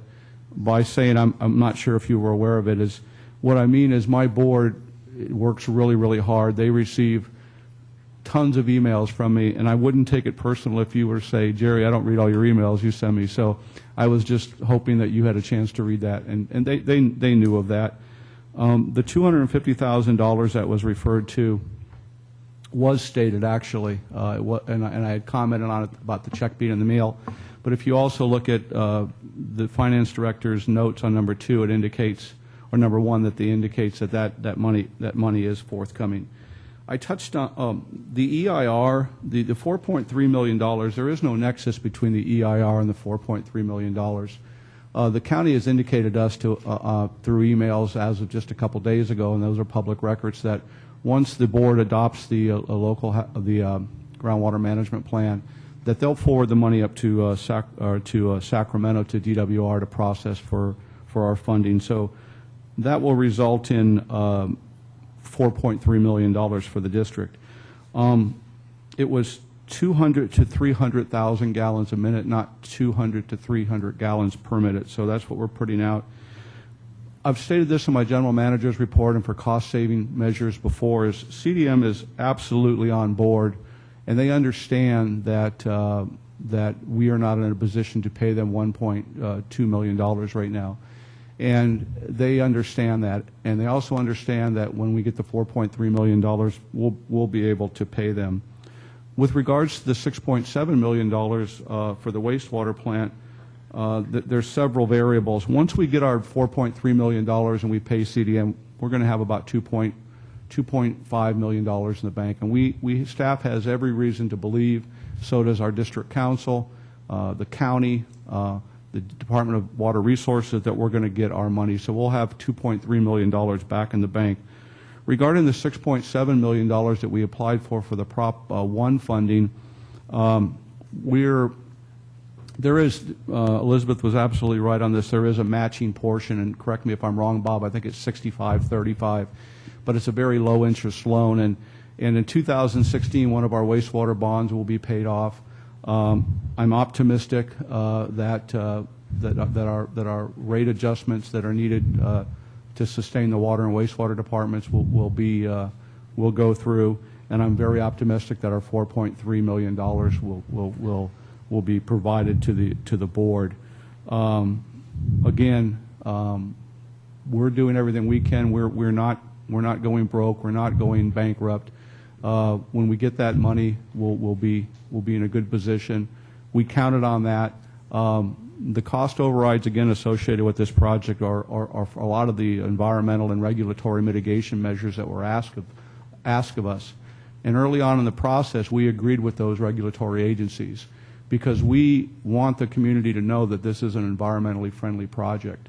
There were earlier comments about people biting for water from Lake Nacimiento, San Luis Obispo, and things like that. We're not in that position. We're not going to have to worry about running out of water in 3 years. So I hope I addressed all the questions. Thank you. Comments, discussion from the board? All right. Director Rice? Just to policy and things the board has enacted in relation to the exceptional conservation measures that most people in town have been undertaking and undertaking successfully, which is part of the revenue issue right now. But in relation to that, there are also folks that we now know are not just, oops, we goofed this time, but continuing to violate our ordinances and our resolution to require the conservation. And to me, regardless of whether or not we have the water to provide to these overusers, I'm going to call them, perhaps these people that are continuing to violate the rules, if we don't at least contact them and say something other than charging them with the surcharges, because we do have rules in our ordinance that say if you are a habitual line stepper, so to speak, you could even be brought to court by the district because we have those powers as part of our ordinance. I would hope that even though we don't have a specific person designated as a conservation coordinator, that we would be addressing these continuing. There are some folks that are continuing to use more than their allocation because that's what they have to use. We're lucky we don't have places like hospitals in this town because there are a lot of communities in this state that are dealing with a lot of water use that cannot be reduced. You know, there's certain health laws that are related to restaurants and grocery stores that just can't be avoided. But there are people who, or businesses, I don't know exactly who they are because that's part of the confidentiality right now, who are egregious abusers of water use here. And I would hope that policy is going to be implemented on folks. At least let's send them a letter instead of just sending them a bigger bill. It seems to me that would be a good idea, because if the surcharges aren't slowing them down, we should probably talk to them. We're going to get a much better feel for by the different categories on how much water people are using over the next billing cycle, and I think we can provide that information. But I absolutely agree with you. I think we can do a better job, and we have staff out driving around, and I just need to, and I made myself a note, and I'll follow through on this, is to have them be aware and have that schedule posted in their vehicles, and if they see somebody, report it to our office, and then I think that's a good idea. We haven't been doing that. You're absolutely right, and I agree with you. Yes, Director Barender. Yeah, I've got a couple of really mundane things there. I do want to comment on the draft project schedule, which was in your report, but I want to do that after the ad hoc committee report, if you don't mind. So I have some suggestions there, and I just communicated with Director Rice on that. I see that there's 56 events held at the Vets Hall. And when we were trying to schedule our ad hoc meeting, we were in conflict with a couple, and it seemed like people didn't show up. Is this of the ones that were scheduled or the ones that actually happened? And how many were free is another thing too. So I assume it's the ones that are scheduled. I don't know how many are free, and I can get that information for you. There's a heck of a lot that are less free than they were before, and some of the people are even sitting in the room right now. But staff's done a really good job in just saying no. And one of my staff members said something I thought was brilliant yesterday, and she said this. She said, "If it was free, how can they be mad at you?" And what it was profound, and it was, I've given you something free for so long. How can you be mad now that I'm charging you? Right. And it was profound. I won't say who it was. She's probably listening right now. But we'll get that information from you, and it's resulted in additional revenue for the district, which can be put back into this facility, but also can be put back into the ranch. So one of the things that I wanted to propose to the board under future agenda items is some kind of policy, administrative policy, about having advance notice of some kind, because we're running into some scheduling conflicts with the Veterans Hall. A lot of good causes, a lot of people want to use this facility. Many of the agencies are outside of the town, but we're getting a relatively short notice from them, and we want to accommodate them. But an administrative policy of something that says, hey, can I at least have 30 or 60 days, would allow for, especially the events people outside the community, it would allow for us to do a better job in coordinating the activities. Right. And in this one case, they were only using the fireside room. We could have used this. It was, a lot of things like that. The other thing is, and this is mainly directed to probably to the board president, as far as the emergency water supply project and the EIR, EIS that we're working on, I encourage that we continue to touch base with the Army Corps of Engineers.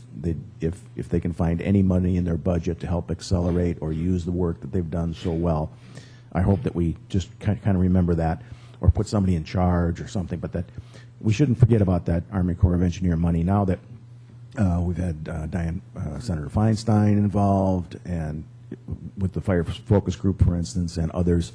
Senator Monning is really state, but somebody should.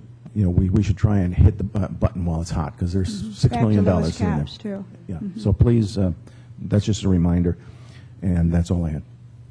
Okay. I wanted to also just request a couple of things as just maybe just a statistical report, and that would be, I think it would be interesting regarding the Vets Hall, if we just had a month-to-month, so we could kind of have a comparative, just a bottom line figure on how much we do receive. Okay. And so we could at least have an idea of, how much really the Vets Hall is, receiving each month. And the other thing is, too, Director Rice brought this up, and I think, again, it would be interesting for all of us here to see, because I have no idea, and it is a quandary. What do you do with consistent violators and that type of thing? I can tell you I have no idea how many violators we have. I have not any idea, because that's a very personal, private thing. But I was wondering if we could have, again, just the statistics on it, if it's possible. Can we find out, say, on at least a bi-monthly report, how many residential, how many business, any other category that we're missing, actually overuse, how many are actually in that second category where they're doing power washing of homes or that kind of thing, that the only thing we're doing outside right now is the 1 day a week of irrigation. I'd like to see, are the numbers large? What is really the number of people that are involved? And if they continue to violate things more than the 3 times and you're out or whatever we're doing, do we ever actually, enforce that? Because that would be a tough one to turn somebody's water off, where to go. But at least I'd like the data just to see what are we talking about. Okay, Director Bavender, nothing? Oh, I'm sorry. Any other directors? Director Rice? I also wanted to bring us back to the touchstone of our goals for the year, one of which was the CDP and the EIR. And I know that we're progressing toward that, but maybe the general manager's report could speak to that a little more completely. I know we're still progressing with the county. We're kind of at a standstill because we have to get the EIR done, and we're doing our district engineer is only one human being and only so many hours in the week. So there's only so much you can do all at once, but it seems to me we need to be getting those reports. I'd also like to say that in February, when the Coastal Commission was in Pismo Beach, I had a talk with Sarah Christie, who most folks know is the legislative person for the Coastal Commission and used to be a planning commissioner in this county and has a strong interest in this community. And I said to her, because I was concerned that we were building a project before we had seen a full EIR on the environmental impacts. And I figured that she would be a good person to know and I asked her at the time, this was back in February, I said, here's the situation, we're trying to get this we're trying to get our arms around the situation. Is it reasonable? Does it seem like too long that we're having to wait all the way until the fall, or maybe possibly even December or the beginning of 2016 to get an EIR that's a draft to go through the public comment period? And she actually thought that September and October was really quick turnaround, even though we already had a negative declaration that they should have been working off of, which kind of said to me that I think that we are doing the best we can in terms of moving forward, that our consultant's doing a good job on trying to make sure that it's thorough, and as much as possible be ready for what possible comments might be coming. And I think that little things like that, if the general manager can report these kinds of things, that these are the actual progress, this is the progress. We had a meeting on the CDP with the county, or I didn't know that President Robinette was meeting about the EIR. I mean, I don't know these things if you don't tell us. So it's good communication for us and for the community, I think, to know, especially since that's supposed to be our #1 goal for this particular year. That was what we said. So I would like to see that more directly addressed in the future, just so we can know much more, especially now that it's on, because now we're creating different impacts than just the impacts of the construction. So I think it's really important that we get those kinds of reports, please. Okay. It's interesting, just really quick, on the regular coastal development permit, if you recall the comments made by the county, the majority of the comments were directed towards environmental issues.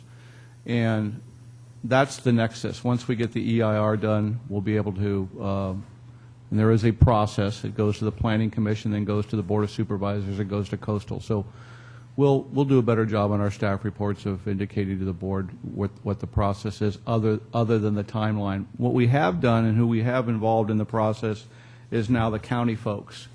And we included them in our last meeting, and because we do not want to get down the path so far without them having a chance to be involved in the process, but also give us valuable input on how they want to make sure the components of the EIR are addressed, specifically the coastal plan and things like that. So I think the timeline, we're working as hard as we can and as fast as we can, but we also want a good document. I think that's more important than getting it done in a unrealistic time frame. So we did build the plant, the EWS, under an emergency coastal development permit that did not require an EIR. And again, as I mentioned earlier, this is an environmentally friendly project. The board could have chose to say we're just going to run this in perpetuity forever under an emergency coastal development permit. Again, I think the board's been more than diligent regarding the environmental and regulatory issues associated with this project. So that's why the board chose to go for a regular coastal development permit and do the full EIR. But absolutely, Director Rice, we'll make sure that I have a more detailed explanation of some meetings relating to this. It doesn't have to be lengthy or super detailed, but just a kind of bullet point so that we know that we can see the actual tasks that are being undertaken, because I know that you're doing them and staff is very busy doing them, I'm sure. Thank you. Okay. Director Thompson. Yes, I just wanted to highlight something in the manager's report that for the public's information, we have, not we, but Carlos Mendoza, who's a facilities manager, and a group called Beautify Cambria will be rolling out 26 new trash cans on Main Street this next week.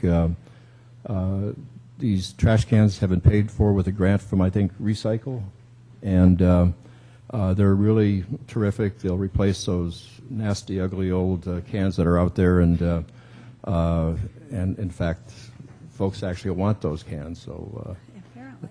apparently. So I really want to commend Carlos for the work he's done on that. It really will be, and Beautify Cambria, it will really be a positive addition to Main Street. Thank you. Any other comments, observations on the general manager's report? We'll move then to our ad hoc reports. Yeah, Madam President? Yes? Could Vice President?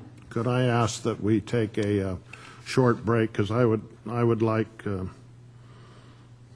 have to apologize to the other member of my ad hoc committee on fire reports that I was indisposed and not able to discuss some things with him, and I'd like to have 5 minutes, if I could, if we could take a break. Well, we've been at it 2 hours, and time does fly when we're having fun. And so I see it's a very reasonable time to request before the ad hoc committee reports. Let's have a 10-minute break.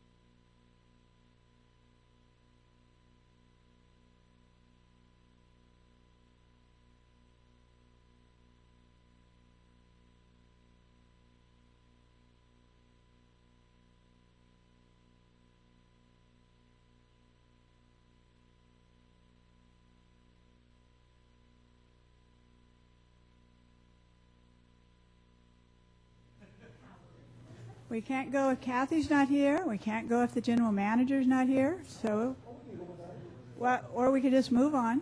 Here he comes.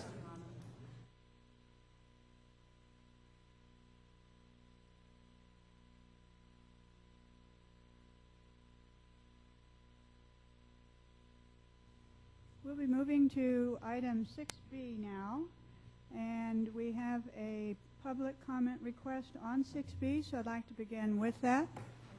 you would rather come after? Yeah. All right, let's move to our ad hoc committee reports.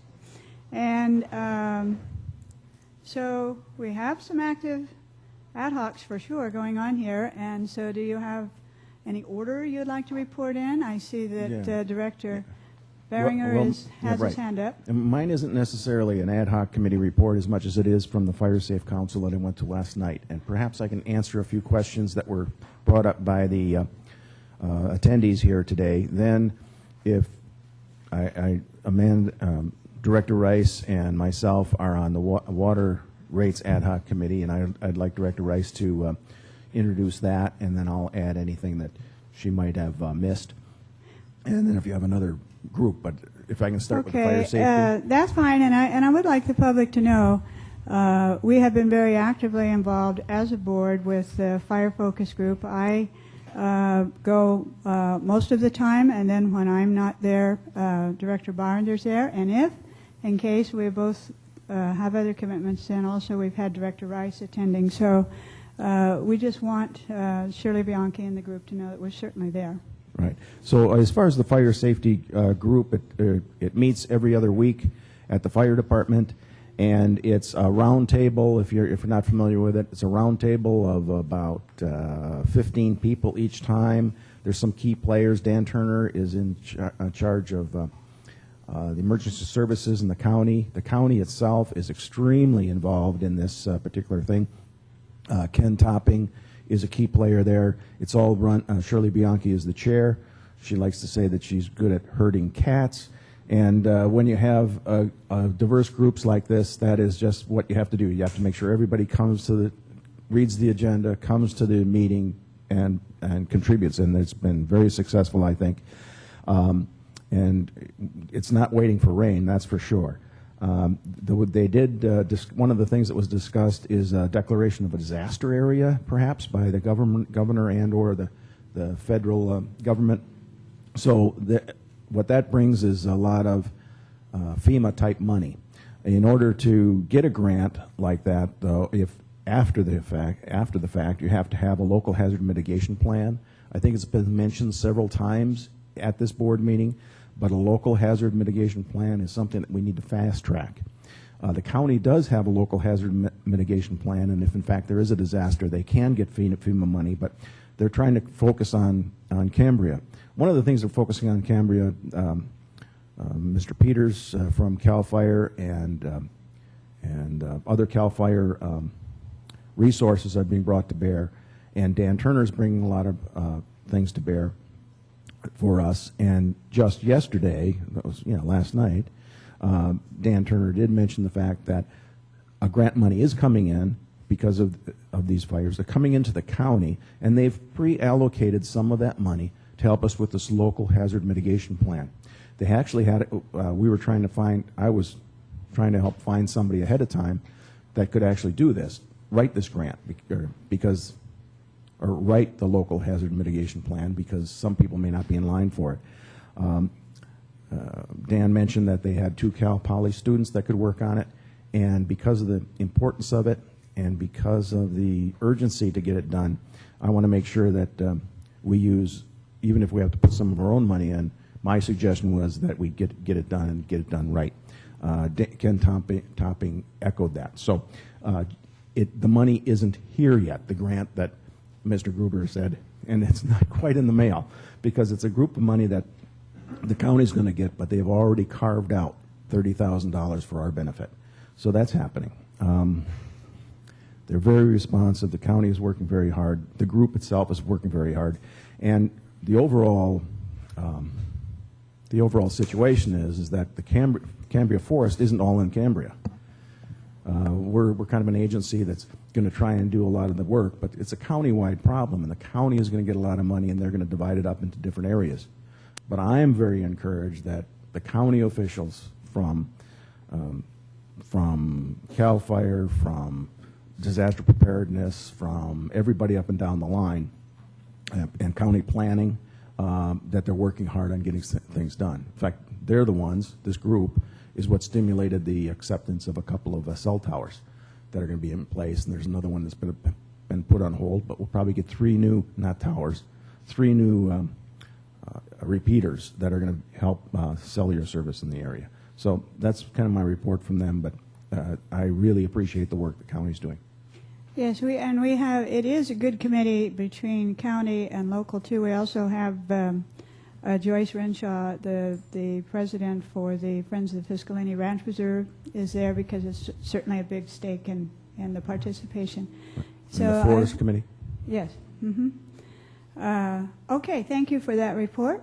And you want to move then into the rate ad hoc? At your discretion, I also have 2 other meetings that I attended on behalf of the district. Do you want me to report on those first or do the ad hoc?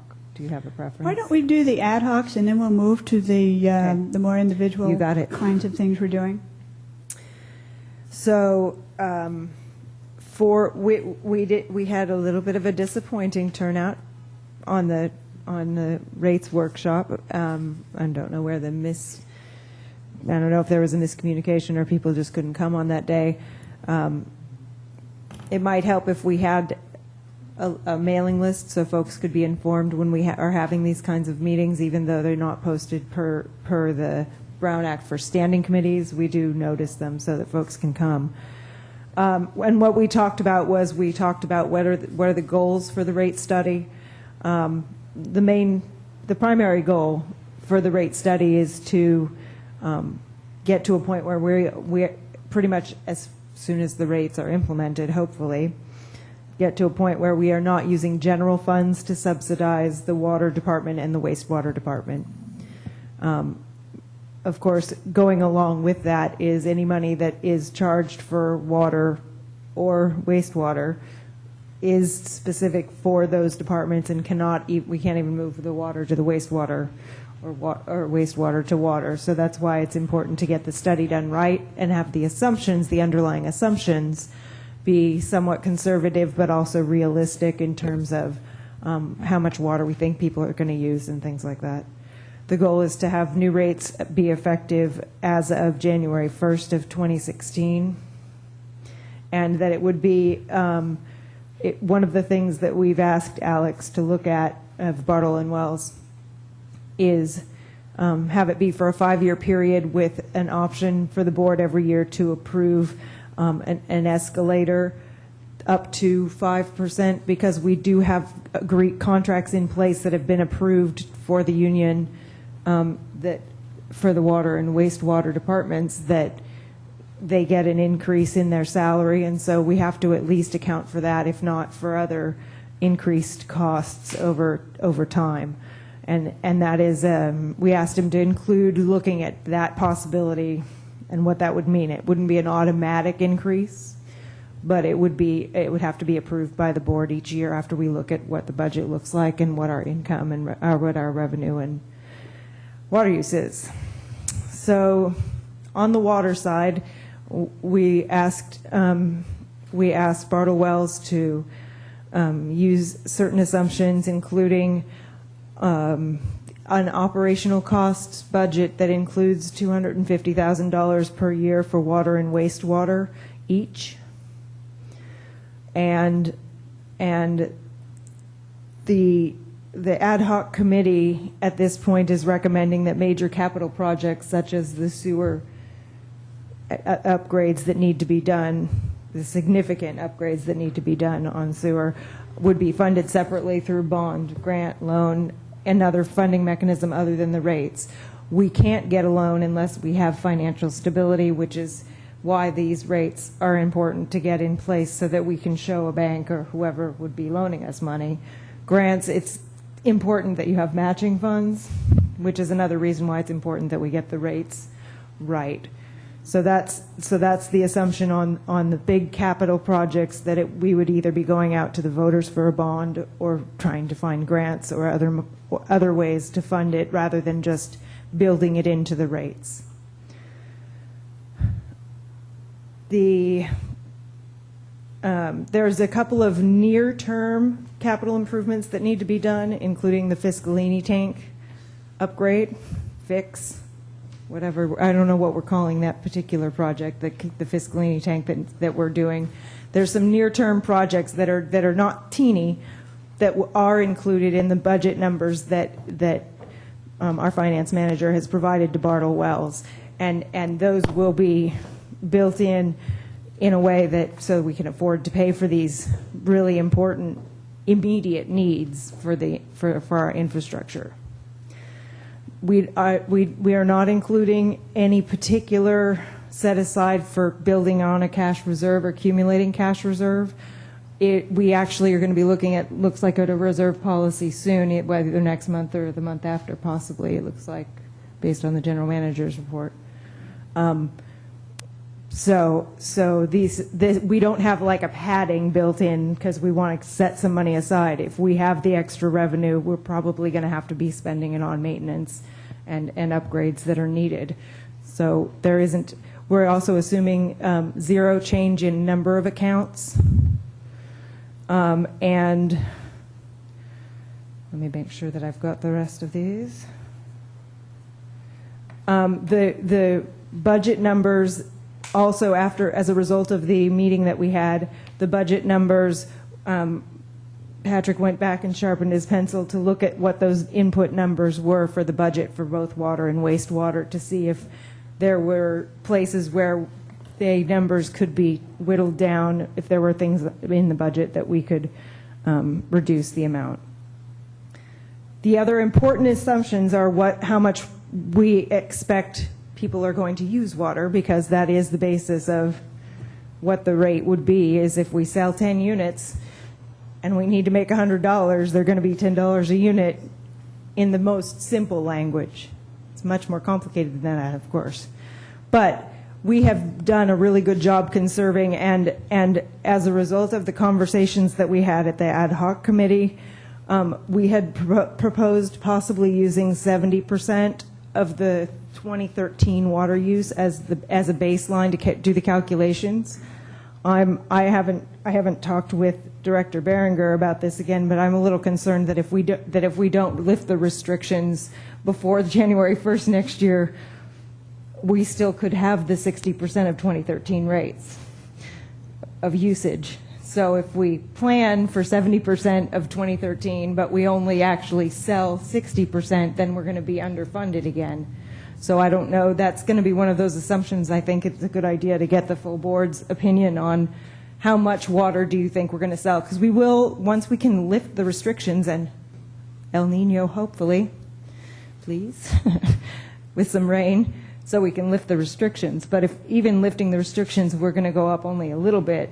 We had gone up in the rate study in 2014 that we looked at, that Bartle Wells put together. We had used a number of 80% of the 2013 use.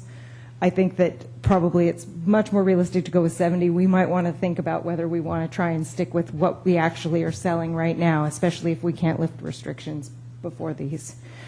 And because there is the opportunity to do the escalator each year, the board can approve. That will be built into the rate study and the presentation of the proposal, so folks would know that that's going to happen if it goes that way, if the board wants that to happen. We also asked Bartle Wells to include some money for a water efficiency program. I think we finally got to 150,000 annual for water efficiency program, and that's like, there's still plenty of houses in this community that need to have toilets replaced, that need to have shower heads replaced, that could use an irrigation rebate perhaps, or other kinds of things that would encourage improved efficiency, which is essentially permanent reduction in water use, which means that we have to be very careful about how we do the billing so that we don't, again, shoot ourselves in the foot. Right now on your water bill, there's a fixed rate that you pay, and that fixed rate includes 4 units of water. This is one of the major changes, is that fixed rate that you pay every other month is going to probably be a different amount, but we're also going to start charging, as long as it's okay with the board. And this is something that we actually came to a consensus about last year when we were looking at these, that we would start charging at Unit 1. So you would pay the fixed charge on your bill every month, and then you start charging at Unit 1 instead of Unit 5, which is what it is right now. what it means is low users will probably see an increase in their bill even if their water use stays low, but it's important because our fixed costs are so much of a big percentage of our costs and not the variable costs, since we don't actually pay for the water, but we do pay for the pumping. How much water you use does affect how much energy we have to use for pumping and those things, but the fixed costs are actually much more of the issue, and so starting to charge at Unit 1 will help us recover some of those fixed costs in a much more realistic way. That's on the water side.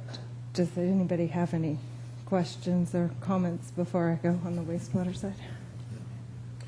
If you're talking about fixed charges from Unit 1, and I support that, but what I think this drought has shown us is that there's a fixed cost, no matter how much water. That's right. And I guess what I'm looking to is to say, is the fixed cost going to increase and the cost of water decrease, or are both going to increase? Don't know. Alex hasn't run those numbers yet, and he was not comfortable giving us numbers already, even though he has some of those assumptions. He was not comfortable getting those numbers to us before today's meeting. But I agree with you, and we talked about possibly even having, since I think, correct me if I'm wrong here, that about 80% of the water on the water side is fixed. So there's no variation whether we deliver 1 gallon or not. But to have the bills be 80, we had this talk with Alex a little bit when we were talking about this, to have the fixed charge be 80% of the bill and then the unit charges then doesn't leave a whole lot of room for, being able to reduce your bill by using less water. Not that that's necessarily has to be a consideration, but, that is, did you want to? Well, yeah, I'll just, I watched the tapes of it was only a year ago. Mr. Crosby Schwartz was one of the people that was in the audience, and he said, well, here it is. It's right there. The study's done, and it's complete.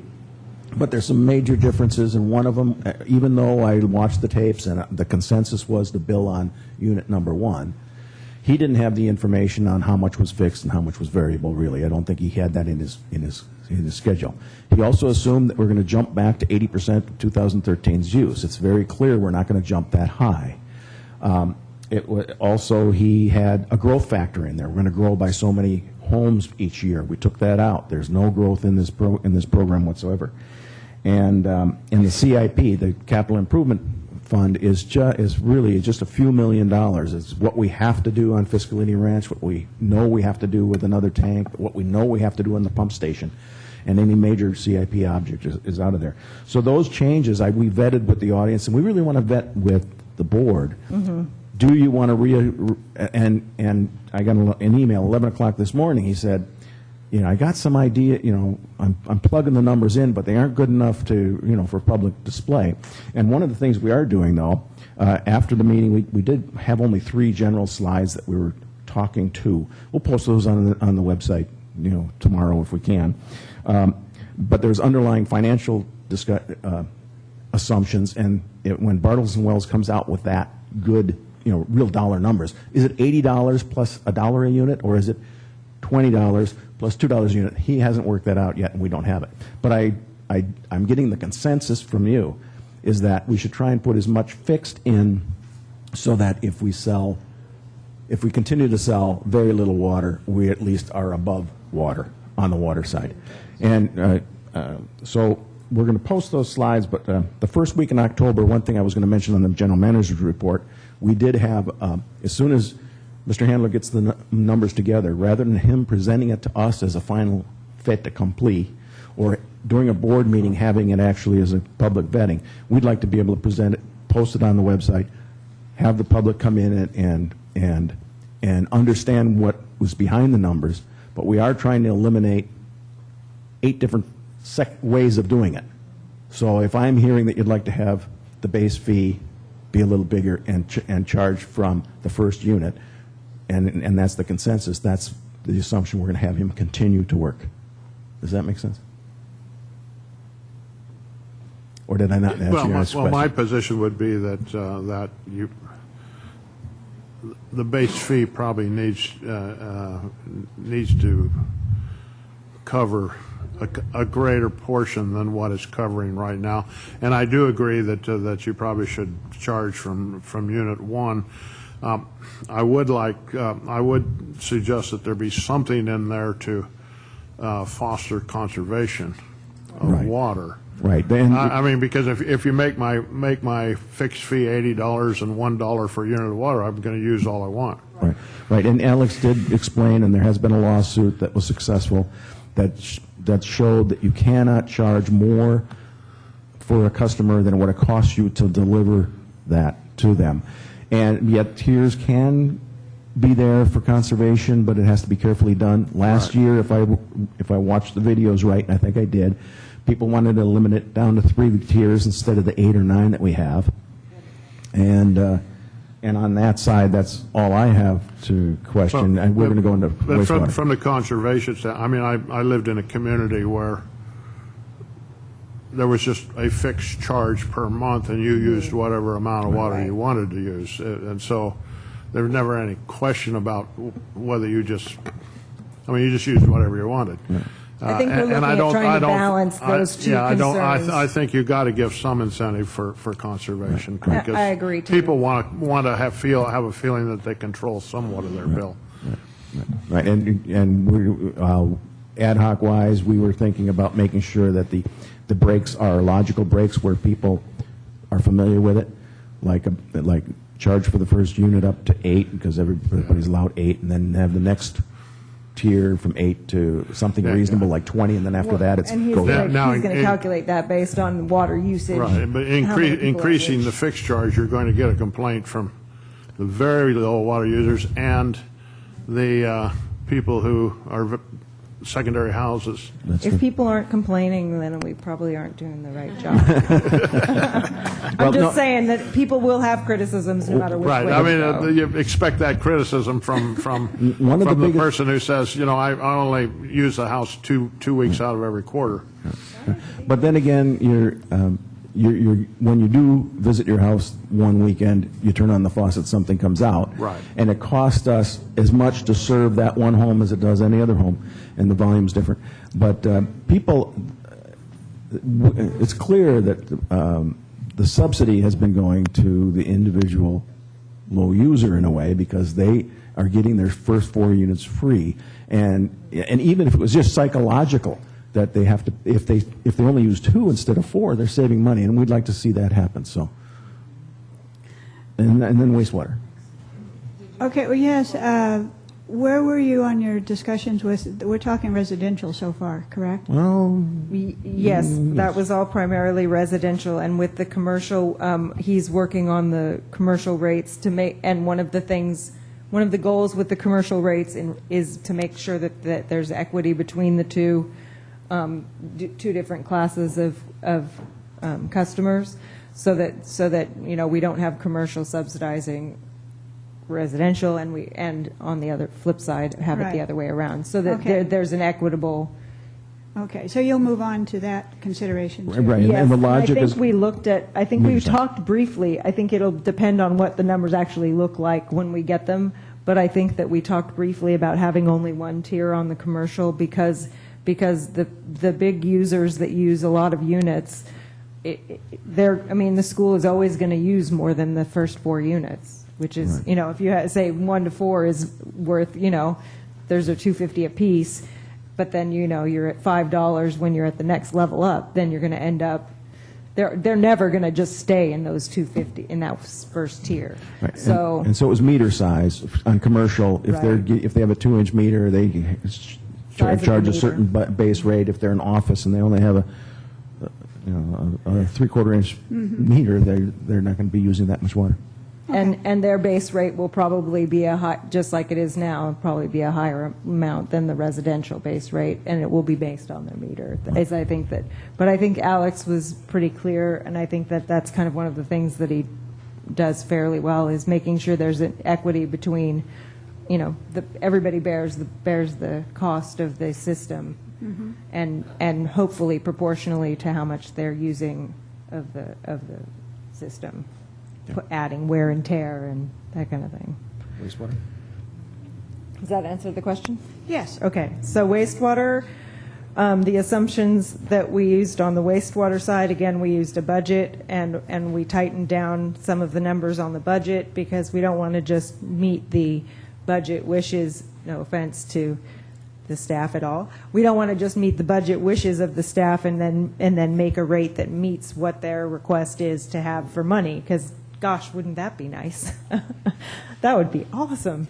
I'd like to make $100,000 this year. Let's do that. Let's increase the rates so that happens. Well, we're trying to nail those down on both sides, is make sure that we have good budget numbers that are not excessive, and we're looking at having a fixed charge. Did we finally ever, I think I was confused, did we ever say whether it was going to be just a fixed total or if it's going to be a fixed plus a variable. Based on how much water you use? Right. But Okay. it would be probably a single tier for commercial. And No, for residential. No, a single tier for the water. Okay. For the wastewater, it's strength-based. Right. So a resident has a certain strength. In other words, they're just poop, Low. Okay. Dishwasher, that's it, And then, yeah, and then for a commercial user, they might be a restaurant, and the strength of the effluent is much stronger. Right. And industrial, it would be even greater. But we don't have very much industrial at all. And Alex is very experienced. He does it for every place in the world. He's listened to every argument in the world, but we're different. And he said, well, in the summer, you use more outdoor water. We're saying, look, we don't use any outdoor water. We're basing it on what we used this summer, and what our costs were without any outdoor watering. So there's certain concepts that he has to change. He also deals with hospitals. He deals with schools. And we do have some schools. And he deals with industrial waste. And so we might only have, we'll have a residential wastewater charge. We'll have the concept is to have a higher BMI user, and it might be meter size that we do it with, and then a third one for an industrial customer, and I don't know who that might be. Mm-hmm. And the fixed rate right now for commercial is a lot larger than residential, and it'll probably be that way in the future. And they use a lot of water, and sometimes that's good. Everybody has reduced the water as they can, but you can only reduce it so much, and then you just can't reduce it anymore. So, Had we had an entire a wastewater charge that was entirely based on just that fixed charge and not had a commodity rate, though, we may not have had such a problem with having lowered revenues because of the drought and reduction of consumption. Right, but you don't want. I think that one's still up in the air. Is what I think that one says. Even on the sewer charge, we decided, or we agreed, that a high user should pay more to help them try and conserve water in general. So yeah, and that one we're relying a little bit more on Alex's expertise in that area. One of the budget items it does include is $35,000 a year for the CCTV monitoring of the evaluation of the collection system that is part of our sanitary sewer collection. Yeah. So so that's one of the things that we have included in there. And again, on both sides, $250,000 in for what we're calling major maintenance on both sides. So $250 on the wastewater side is what we're using for annual. Am I getting was it 150 or 250? 250. 250. Annually? Yes, Annually. annually. So $500,000. Right, a half a million for both, but So if he since needs they're to do- segregated, Yeah. yeah. So if he needs to do something, major maintenance happens all the time. He's been spending a lot of money on it, and it's good. We need it. We need it in the budget. And what we're going to do is we're going to have a meeting in early October, as Director Behringer said, that will have a more complete presentation, and Alex will come, and hopefully Alex will come, or somebody will come from Bartle Wells and give us a presentation on what those numbers look like. There are some spots where there will still be some decisions that need to be made by the board in terms of how you want to approach on a policy level related to some of the things that I just mentioned. We don't really have a written report, Patrick, but we do have the PowerPoint that we used at the ad hoc committee, right. and I would encourage folks to feel free to contact me if they have concerns, and they can also contact. I don't know how you want to do that, Jerry. If you want to have them email to you or to Patrick, if they have things that or to the board. If folks in the community have concerns they'd like to raise before we get to that next presentation on the rates. They can email them to Patrick, and Patrick Okay. can forward them on to Alex probably, And my statement was that the three slides, with the first 3 slides that we had, we shared with the public, and I think we should put on the website. There was some financials in the background that he was changing right up to the very day we were showing them, Right. and changed them later. So my preference would be to give for numbers to be reported as soon as we can get something from Alex Handler, even Right. if it's draft. Right. That those are numbers that people can look at. Right now, none of the numbers They that, would be. well, they were all budget numbers. This is what it costs us to produce. What Alex is going to do is say, this is how much he feels we should bill to recover that cost. And those are the ones that people are going to be interested in. So.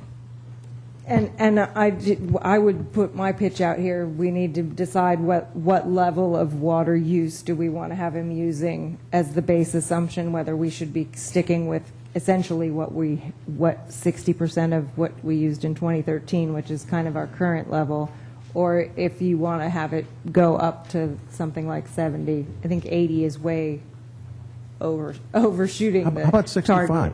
How about 65? But I mean, we Serious. don't necessarily need it. He wants to come up with a number. Not Not to come up with a number. You think 65 of 65? 65? Do you want to hear Does that sound 65? okay? Do you want to hear 70? 65. There's been a little bit of loosening by having a little bit of outside watering now, so you could probably assume 65. Okay. No more 65 than, is conservative. No more than 70. If we start selling more, then we can always, reduce rates or reallocate funds. Okay. Okay, well, thank you for that very comprehensive I know it was report and update. there's so much going on with it, and I just want to make sure the public has as much information as we can provide to them. So I hope Sure, that and then helps. when there are our community members that have ideas and comments, and they're to send them to the CSD to our financial officer, which will then you'll receive it too. Okay, thank you. All right, then are we moving then now to the other ad hoc with the fire resources? And I appreciate having the break there, because I have to indicate to the board and the public that we took pretty extensive notes during the course of all the meetings, but I had some personal situations that just made it impossible to get them together, and I only got them to Director Thompson at the early part of this week. So I'll go from the notes that I have here, and then Director Tompkins can add in. I'm not going to release these as yet, because we did make some commitments to some individuals that what they told us was in private, and we'll summarize them rather than give the actual deal. We had 2 meetings with the public, one on August 31st and one on September 3rd. Both meetings, the audience was in the number of 45 to 60 people. More people are interested in our project than yours, but that's fine. Till they get the bill. Wait till they get the bill. All right.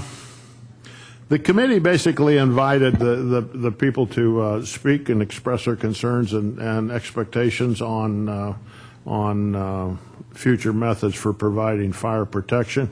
We did restrict the meeting to the public. We did not. We requested that no CCSD staff appear, that no CAL FIRE appear, and that no CCSD fire personnel in uniform appear. there were one or two that did appear but did not speak but were not in uniform. So we asked that it was a meeting to get information from the public, and everybody cooperated with that. During the meeting of August 31st, approximately 20 members of the audience spoke, and all who spoke expressed a preference for retaining Cambria CSD Fire Department as a standalone fire department. They basically expressed a belief that CAL FIRE simply had a different orientation from CCSD Fire, that is wildland versus urban firefighting.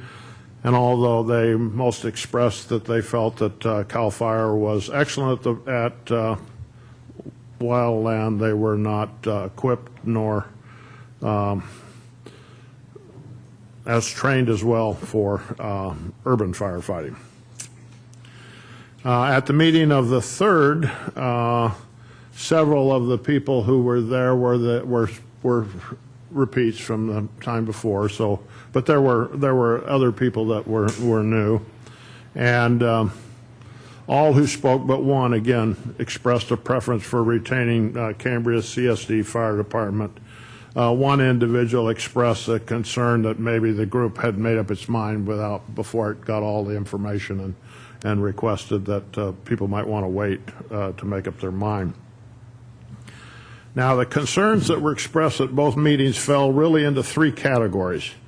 One was loss of control, 2 was costs, and 3 was reductions in service and volunteer participation. Now, under loss of control, this concern, it was expressed in a general way.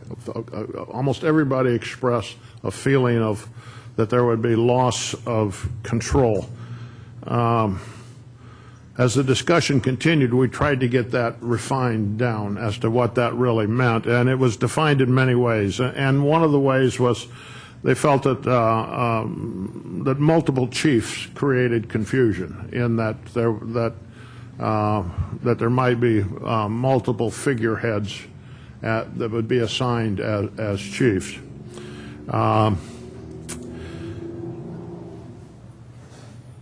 No permanently assigned personnel who know the roads, the area, and the people. So they felt that the current permanently assigned personnel know the roads, know the area, and know people who have a need for frequent service. And so that was of a concern. There was also concern that the current personnel would not be protected, in that they would not be able to stay necessarily here in Cambria if they went to CAL FIRE. They would become state employees at that point in time and could be moved around to different places.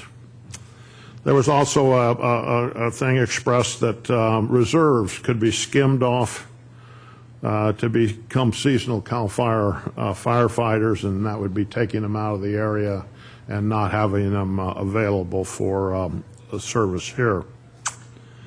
There was concerns that equipment would be dictated by CAL FIRE and paid for by the CCSD. So there wouldn't be our decisions about equipment, that it would be equipment that CAL FIRE would dictate.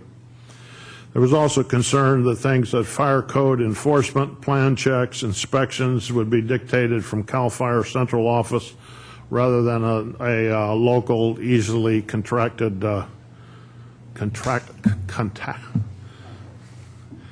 local fire chief that you can grab by the throat and talk to, okay?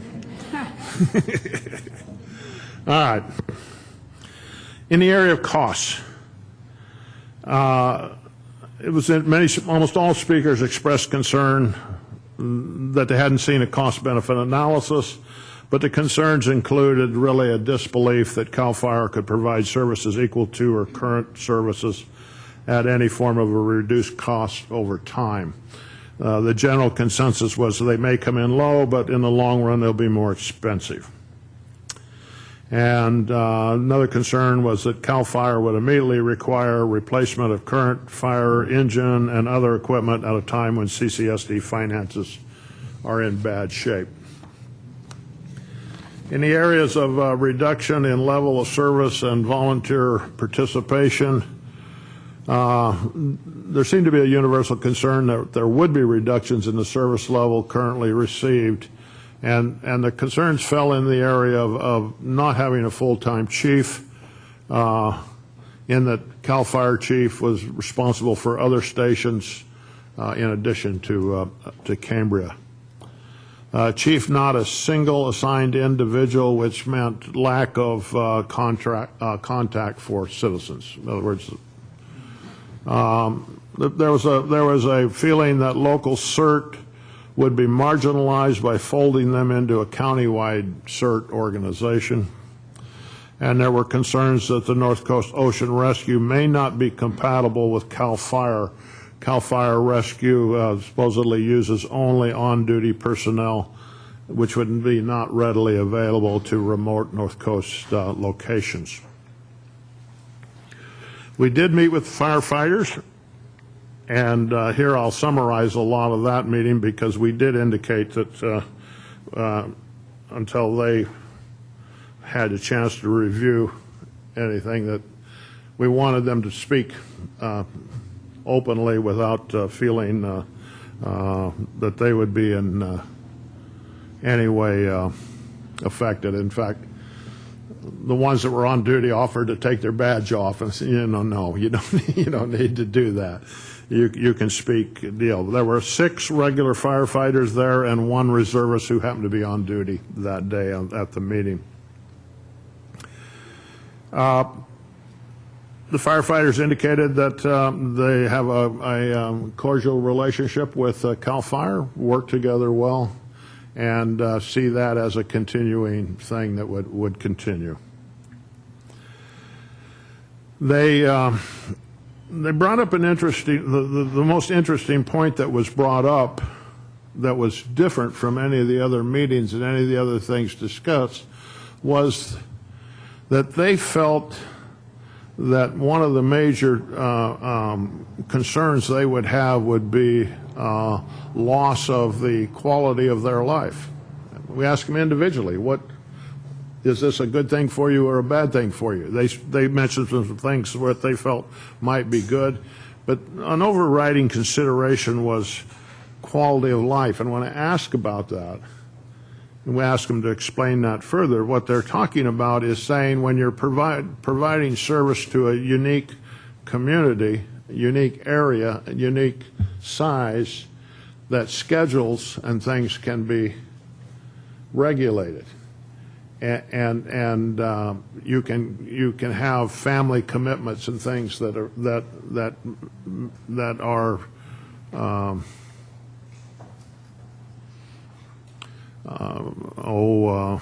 programmable, I guess. And they cited situations that are going on in the state right now where CAL FIRE firefighters are assigned to some of these fires. 21 days is the kind of the assignment, and then you get 3 days off, and then you got 21 days back on. And it might be in a remote area of the state, and so you don't have your family life or anything like that. So that was a concern that they expressed as being that it was unique to work for a department in which you do basically have control of your work schedule, and then you can control your outside life to that. Also, they indicate they wouldn't make as much money because if you're working 21 days straight, you make a few more bucks, but that was the case. And then we asked them from a community standpoint how they felt about a standalone fire department or be it involved in CAL FIRE. And their basic concerns mirrored a lot of what the community said, that they felt that the standalone long-time participation within the fire department and gave them better knowledge of the area, gave them knowledge of citizens who have special needs, and they can help more. They also felt it gave them time to assist residents in prevention of accidents or fires, and they cited things like the assistance to individuals who want smoke alarms changed and those kinds of things, that that they would have the time to do that. They also felt that having a chief dedicated to the community was extremely important because it provided a contact point for citizens with concerns. In other words, there's always someone you can go to, and they know who and where that person is. They also felt that it was in a standalone fire department with its own chief would provide better support to the local firefighters by handling administrative tasks that are currently assigned to line people, and what lets them do more of the fire work rather than a lot of the paperwork that they felt that they might be assigned to. So that's basically a report of the, and I hope if somebody speaking here on the deal, if I've misspoke in any way, then they can make that back. But the recommendations that I put together and forwarded to Director Tompkins was really a recommendation to to go forward with the process of contacting current and former users of CAL FIRE to see what their experiences are. But also, number two is to meet with CAL FIRE and obtain a cost analysis of providing comparable or better service. Because at all meetings, the cost of CAL FIRE was a concern. And there was a general disbelief that CAL FIRE could not provide service at a lower cost. And since that meeting, I didn't notice anything in the Cambrian today because water rates seem to be the the gig today. There were at least 2 letters to the editor and 1 Viewpoint article that expressed concern about costs and expressed the belief that costs would be greater. So many of the issues that, other than costs, that were I think that were presented at the community meetings and the fire department meetings really did center around emotional issues of local control, local knowledge of people, things like that. And those issues are important. Make sure you understand that those are important, but they need to be weighed against cost. And the committee, and I would recommend, my recommendation with the committee was that we get a proposal for fire services from CAL FIRE so that you can weigh some of the emotional issues against cost issues and make some decisions. And with that, I'll let Director Tompkins. Merle, that was a very comprehensive report, and I concur with your comments about the content of the meetings. We have a meeting scheduled with the reserves, I believe, in about 14 days to get their take on the issues. And then we will also be going forward and meeting and discussing with other agencies that either employ CAL FIRE or have done so in the past, and to get again a sense as to what the thinking is about our going forward. And so hopefully we can wrap this up within the next I'd say 60 days and come back with a recommendation to the board in terms of going forward. Okay, thank you. Responses from other board members? Amanda? Excuse me, Director Rice. It's getting to be that time of day, Dennis. Is it dinner time yet? I have two kind of specific things. I came to both meetings for a brief time and sat in the back and didn't say anything, and Haven't talked to any of the directors since then until right this moment.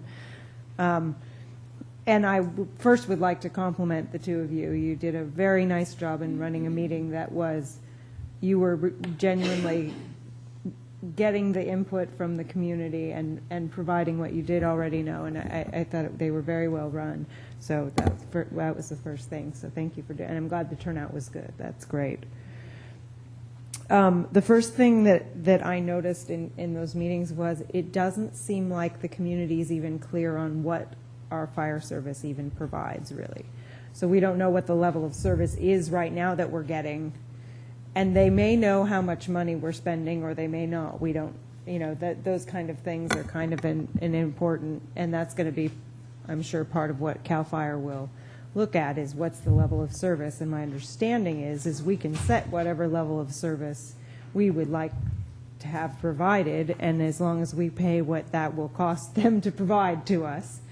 And then the other thing is about that I don't quite understand. If we go to CAL FIRE, it still is our equipment, it's still our firefighters, and the firefighters would still be the same firefighters that we have now unless they wanted to quit, correct?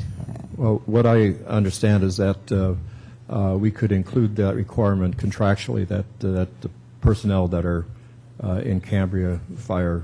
So that would be one question, is about the actual personnel. Right. They would be housed here now. Whether or not they could be sent off to the Butte Fire for 21 Right. days, that would have to be a question that would have to So be yeah, asked. that would be a question that I have. And then on issues of policy, would we have to go to whatever the schedule is that CAL FIRE does, or could we, what kind of policy level decisions would this board still retain, since the money is still through our property taxes and still everything would still come through the CCSD, even though we're contracting it out to CAL FIRE? So I would be curious as to which things are policy that CAL FIRE would require us to meet their standard. I personally don't have any problem meeting whatever standard they need to have on equipment at the very minimum. I'm sure we can exceed whatever their minimum standard is for equipment, but I don't have a problem. Those guys are experts on hopefully those guys are experts on that kind of thing and what kind of equipment we would need and if we wanted to exceed it. But if we still own the equipment, I'm just curious if there's any kind of policy control that we would still have as a district. Madam President, may I, if it's okay with the ad hoc committee, may I comment on two things? Yes. If and when they provide a proposal to the board, it is my understanding with my earlier dialogue with CAL FIRE is that they will include a equipment replacement component. Matter of fact, they insist on it. So as part of their cost, it will include that component because things need to be replaced. The second question, hope I took good notes. The second question is they work a 72 on and 48 off. I'm sorry, a 72 on and 96 off, which is 3 days on and 4 days off. We work a 2-day on and 4-day off. We work a 48 on and 96 off. So, and correct me if I'm wrong, it's my understanding that that shift would be adopted. It allows you to run a department with 5 full-time people versus 6 full-time people. So CAL FIRE everywhere works, hope I got the question right. CAL FIRE works, what's 3 days? 72, it is getting late. 72 on and 96 off. We work 48 on and 96 off. So I hope I answered both your questions because I don't think The other questions, I think, is that, remember the word contracted. And so everything to some extent is subject to negotiation. It's contractual negotiation. And we have to honor the MOU that we currently have with the firefighters, at least through the end of that contract, correct? So that, and does that, I mean, so that would just be what actual effects on the firefighters' schedule and whether we have any control over. I mean, there's some policies that I'm sure CAL FIRE will say, that is not a policy that we're okay with, and Right. I'm assuming that will come through in the proposal. That would come through in the negotiations. There may be that say, no, we can't live with that contract. provision, and if we say we can't live with not having that contract provision, obviously you have a stalemate situation. I think what was of concern to the firefighters most of all was the fact that they technically would have to fall within what the 72 and not necessarily having assignment to a particular station. Yeah, and those are the big points, I think, with the firefighters. And this is what I had wanted to ask too. Do you, in your work, which is really comprehensive, and I think you're really off to a great start, but do you have some plans? I know you're going to be talking to other agencies and that type of thing, but from the things that you did collect at the 2 public meetings that you shared this afternoon, will you be sitting down with someone from CAL FIRE to see, is perception factual, the things that you heard that were concerns? They sound like legitimate concerns. Are they misunderstandings? Are they based on worry? Or are they factual? And if they're not factual, will there be an opportunity to come back and set the record straight, so to speak? Sometimes people have misunderstandings and that becomes a reality. If it's a misunderstanding, I just think people need to know what the actual situation is then. Well, certainly one of the avenues that we will be taking will be to discuss with CAL FIRE and get a sense as to again what they would do and what they would not do, and see if that is in fact acceptable to this community. So we would certainly bring that forward in any future discussion. So you would plan to take some of the things that you've already collected here and actually sit down with them and first of all clarify, is it true? Is this the standard practice? And if it is, then we need to know that. If it's not, what is the actual practice? But how will we let the people that have these concerns know of those conversations? Well, I think that'll be part of our larger report on this, Okay. and at future meetings, and we may have another community meeting, another workshop. Good. So yeah, we still have a ways to go on this, and but we would certainly want to explore with CAL FIRE in terms of what they would propose to do. Yeah, it seems like you really are, committed to a very thorough and complete review of this whole concept, and I think people appreciate that. Any other comments, Director Rice? Just to the timeline, because I know we have a year-long contract with CAL FIRE that's going to be up in June-ish, and it sounds like this process is going to be taking a lot longer than that. I don't know if there's are we thinking, I don't know if there's any thinking on direction right now, because it seems to me a hiring process for a chief, I mean, it could take us 4 years to do this. We don't want to necessarily be contracting with CAL FIRE. I'm just asking if you know any of that yet. We've been telling the community that we would want to complete the process in 4 to 6 months. Yeah. And so within the next few months, I think we'll be ready to come forward with recommendation. That's awesome. I'm a little concerned it's an ambitious schedule that we may not meet. So I just want to be prepared for that. That's all. Okay. Any on those 2 ad hoc committees, any further discussion? Well, one other thing on that, the contract that we have with CAL FIRE has a 120-day notification clause. So I think that's what Director Thompson is indicating, that by the first part of the year, you need to start be able to make a decision, so that if you're going to go to stand alone, you need to be able to give them that 120-day notice. Okay. We had no budget ad hoc committee meeting this last month, and so I think no budget. So, okay. Then, are there any other reports from the board on other related meetings? Director Rice? Okay. take a deep breath. First thing is I attended the RAC meeting at the beginning of the month this month, the Water Resources Advisory Committee that advises the Board of Supervisors. I also attended the Regional Water Management Group that morning, and just a couple of things from those meetings. The county really is, the county staff is working really hard in their new water. They have a new under their public what is that called? Public facilities. What do they call that? The Public Works. Thank you. My brain. Public Works Department has a new division called the Water Department that takes care of all their water utilities and water supply things, and so that reorganization, they talked briefly about that, and Courtney Howard is the new head of the Water Resources Division of the Public Works Department for the county, and Carolyn Berg is the head of the sub-regional work on the SIGMA plans, which is those new Groundwater Management Act, the new Groundwater Management Act, Sustainable Groundwater Management Act that was just passed last year.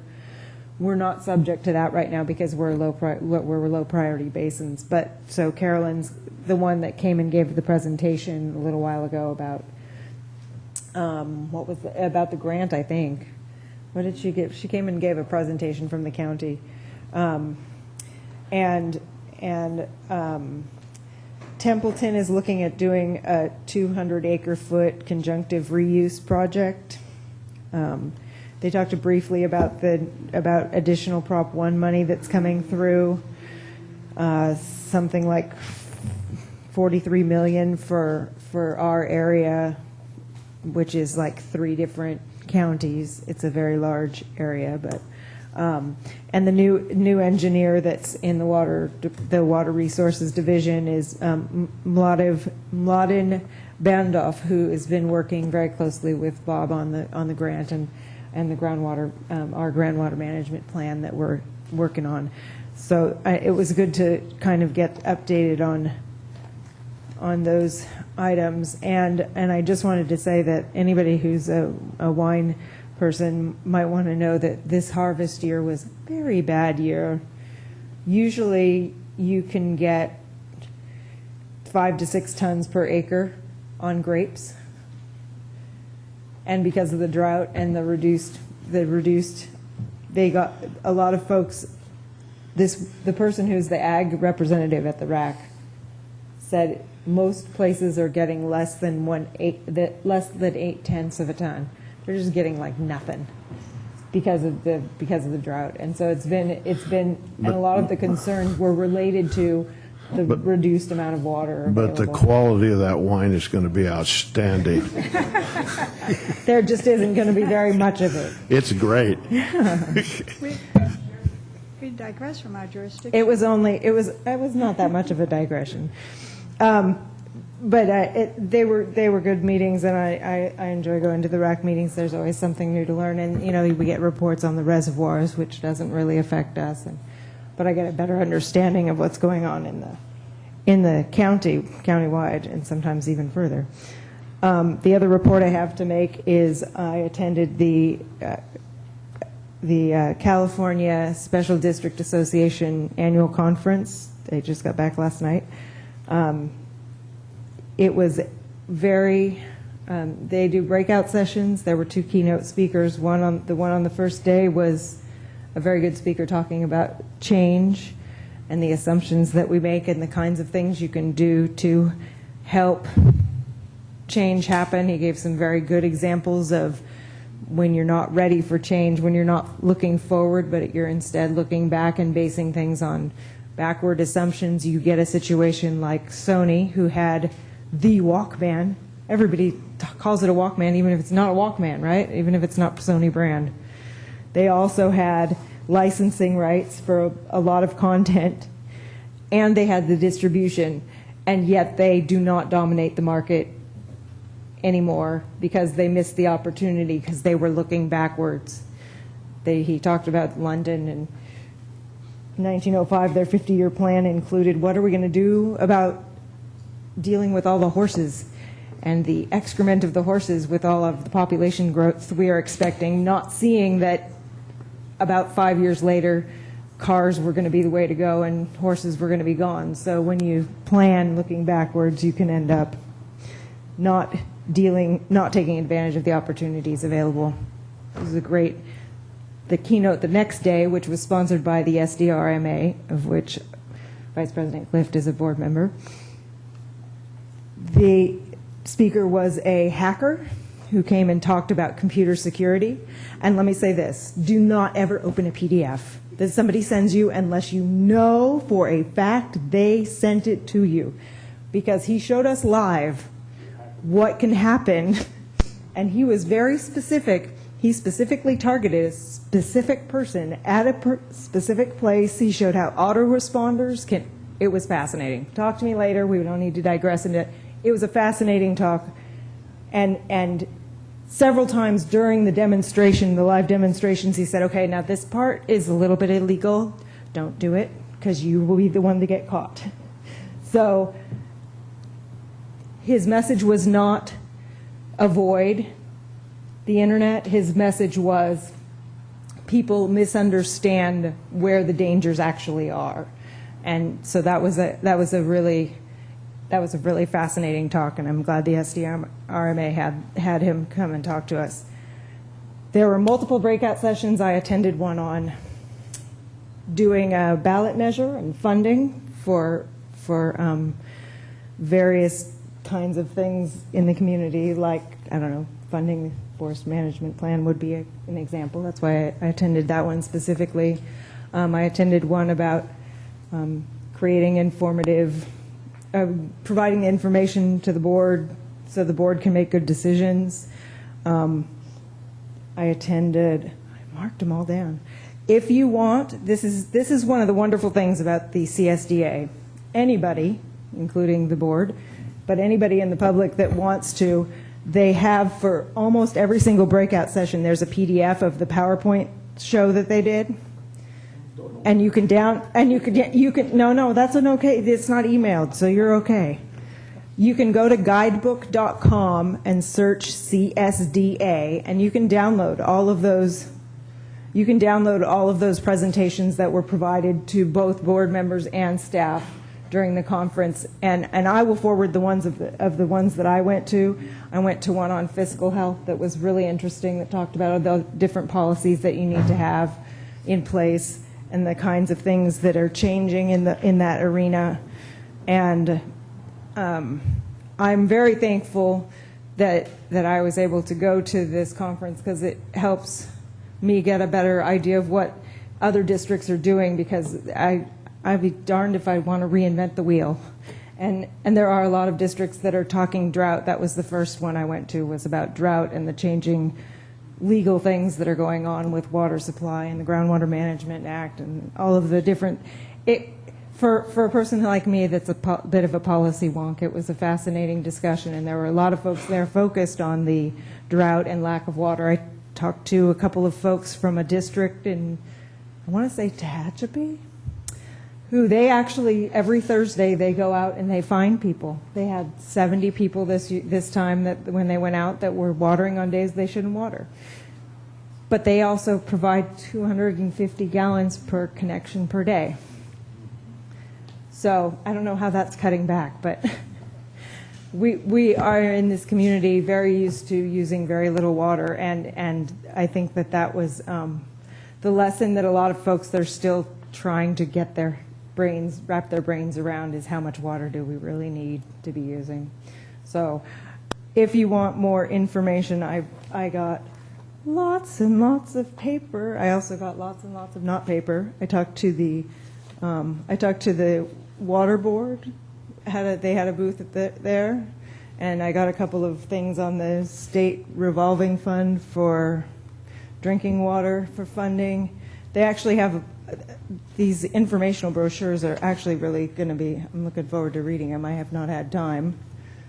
But all the different funding sources that are available through the state Water Resources Control Board, and there's online seminars, little plug, online seminars for for board members, including you can do your ethics training that we have to do every 2 years. You can do your compliance training through the on-demand webinars through the CSDA website because we're members of CSDA. You want to look through any of my materials, please feel free. This is my newest toy.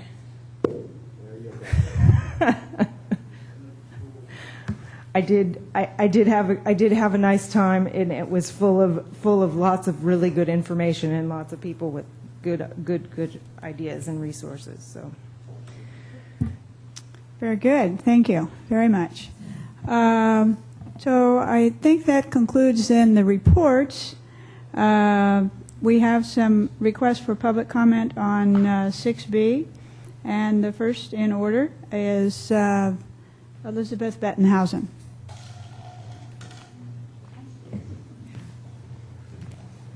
I don't want that plastic to run into the ocean. Thank you very much, Madam President. I want to make some just quick comments about the water rates issue. And the first might be that if you check with the project information officer that you have, he might have a good idea on how to get the word out, because people are saying all around town they had no idea that this workshop was going to happen on water rates. So I would suggest checking with him. The second is somebody made a comment, not 4 units free anymore. I want to repeat, all water is free. I pay for 4 units to be served to my residents, even though I only use 2 or 3. So I would really appreciate getting credit for the fact that I'm paying for service for something I don't even get completely at this point. Use that as an assumption in your water rate policy.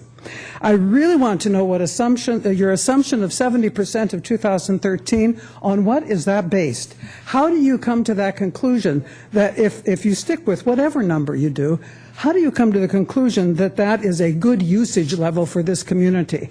Please be explicit about that assumption. If you are using $250,000, and thank you for catching my mistake in the production of the well, I forgot to use the word thousand. But if you use $250,000 a year for water and wastewater each, then you said if there is extra revenue, it will not be to a cash reserve, but rather to maintenance. And a big question comes into my head. What maintenance of what?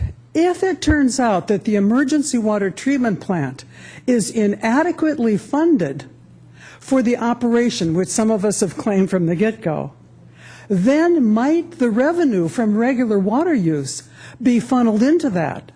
Please be as explicit as you possibly can about where each dollar, color it or something, is going to flow. I think it's unclear about the emergency water treatment plant. Please tell us explicitly in your rate study, what are the criteria by which you will determine whether the thing runs? Are you assuming for rates that we will get out of stage 3? Are you assuming we will just run that plant? I need to understand what assumptions are going to be made by the board about how we provide a certain level of water to be used for the community and flushed down the toilets to be used then through the sewer plant, and again then by the wastewater treatment plant. Because if we aren't flushing down to that sewer plant and it's not flowing out there to those poor birds who are shitting in the water, I agree with Director Behringer, you didn't use that word, right?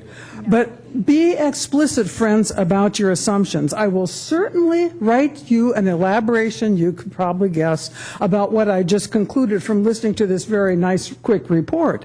But I want to know, how are you going to determine in your CIPs and in your little itty-bitty CIPs of urgent necessity, which we've heard for a long time, by what criteria? And I've asked this, Madam President, as you well know, many, many times over the past few years, and have never gotten a public policy by the board statement about what constitutes a CIP. And so I'm sure you will rush into that in the very near future if the rain doesn't deflect our attention. Very clear. Thank you. President Robinette, if I might, I think the issue of money that isn't spent and whether it goes into reserves or not, money that isn't spent and whether it goes into reserves or not should be addressed as part of the reserves policy that we're going to be putting in place. So those revenues, excess revenues, if there are indeed any, and how those are spent would hopefully be addressed as part of a reserves policy in what we do. Thank you. And just to reiterate again, no money that is collected in rates can be used for anything else outside of water and wastewater. It was the other way around for so many times, but never do we use water or wastewater monies for anything else. And I think it's illegal to do so. So just it stays there. The rates that people pays for water Stays and in that wastewater, nothing else. Very good, and thank you for the clarification. Next on public comment on 6B, Tina Dickinson. Thank you, Tina Dickinson. I think from both the fire and the water issues, the proposed rate increases and the meetings with fire, or for fire changes possibly, is that the community really has not been involved enough. You may have had a couple of meetings, but how can real questions be answered in an informal setting? They can't. And to have 6 firemen show up with in regular clothing and not their uniforms, was that from CDF, from CFD fire, or was it my understanding was from the CSD fire department they showed up.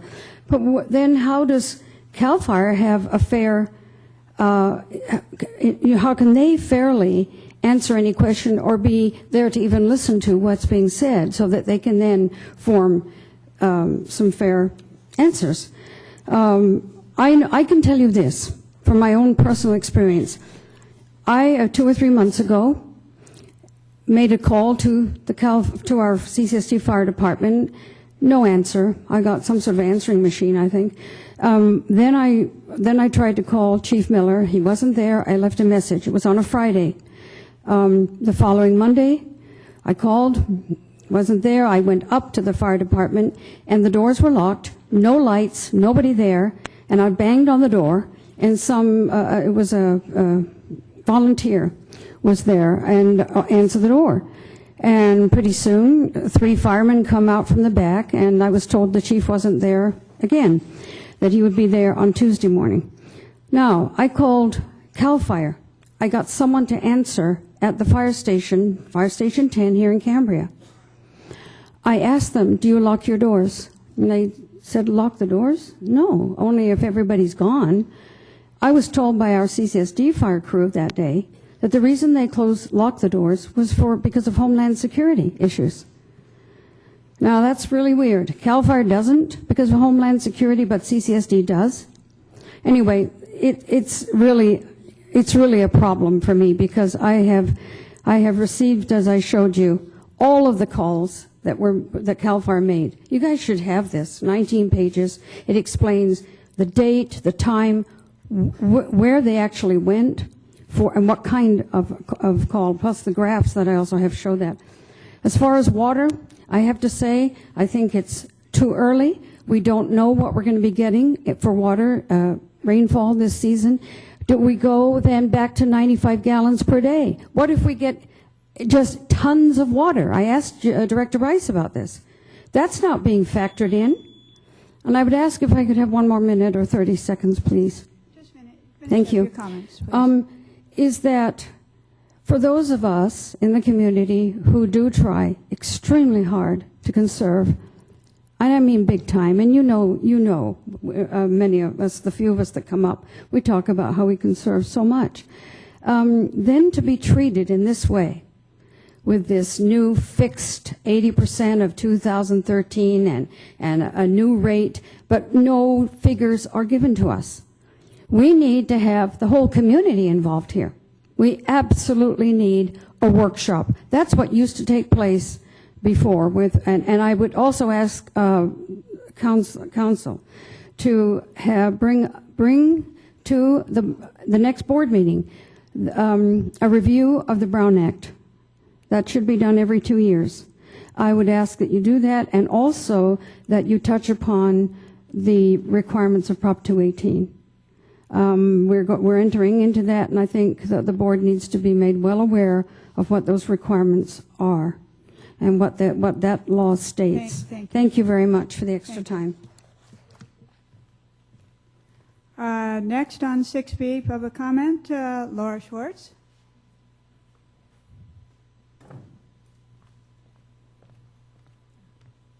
Hello.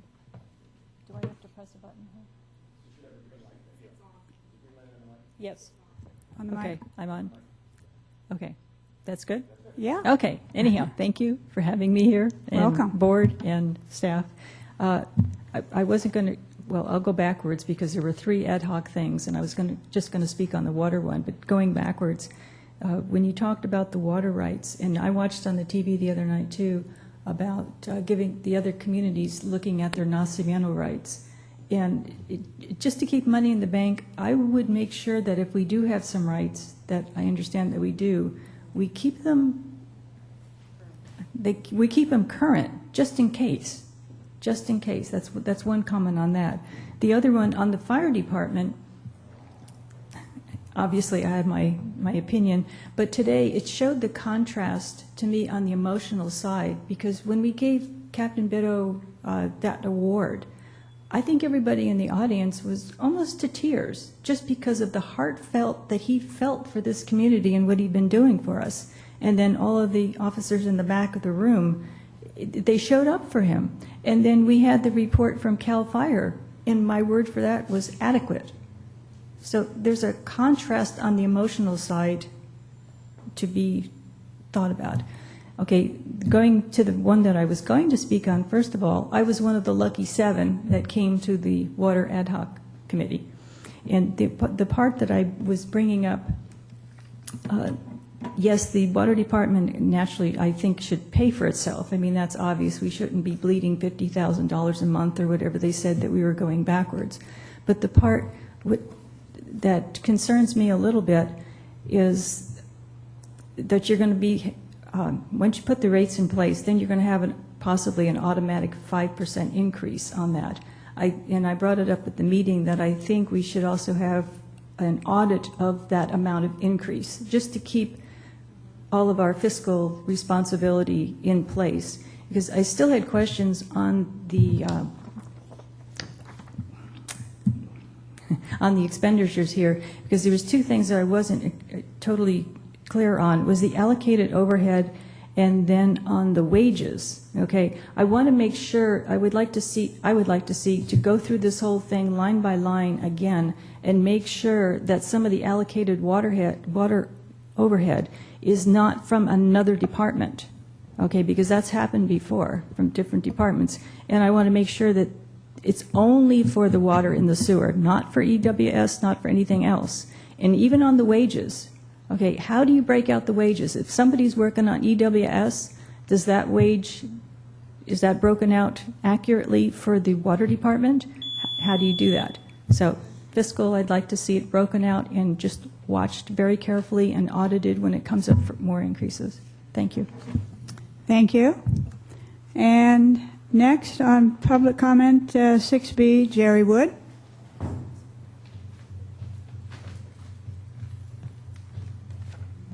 Jerry Wood, Cambria again. This is for the ad hoc committee on fire protection.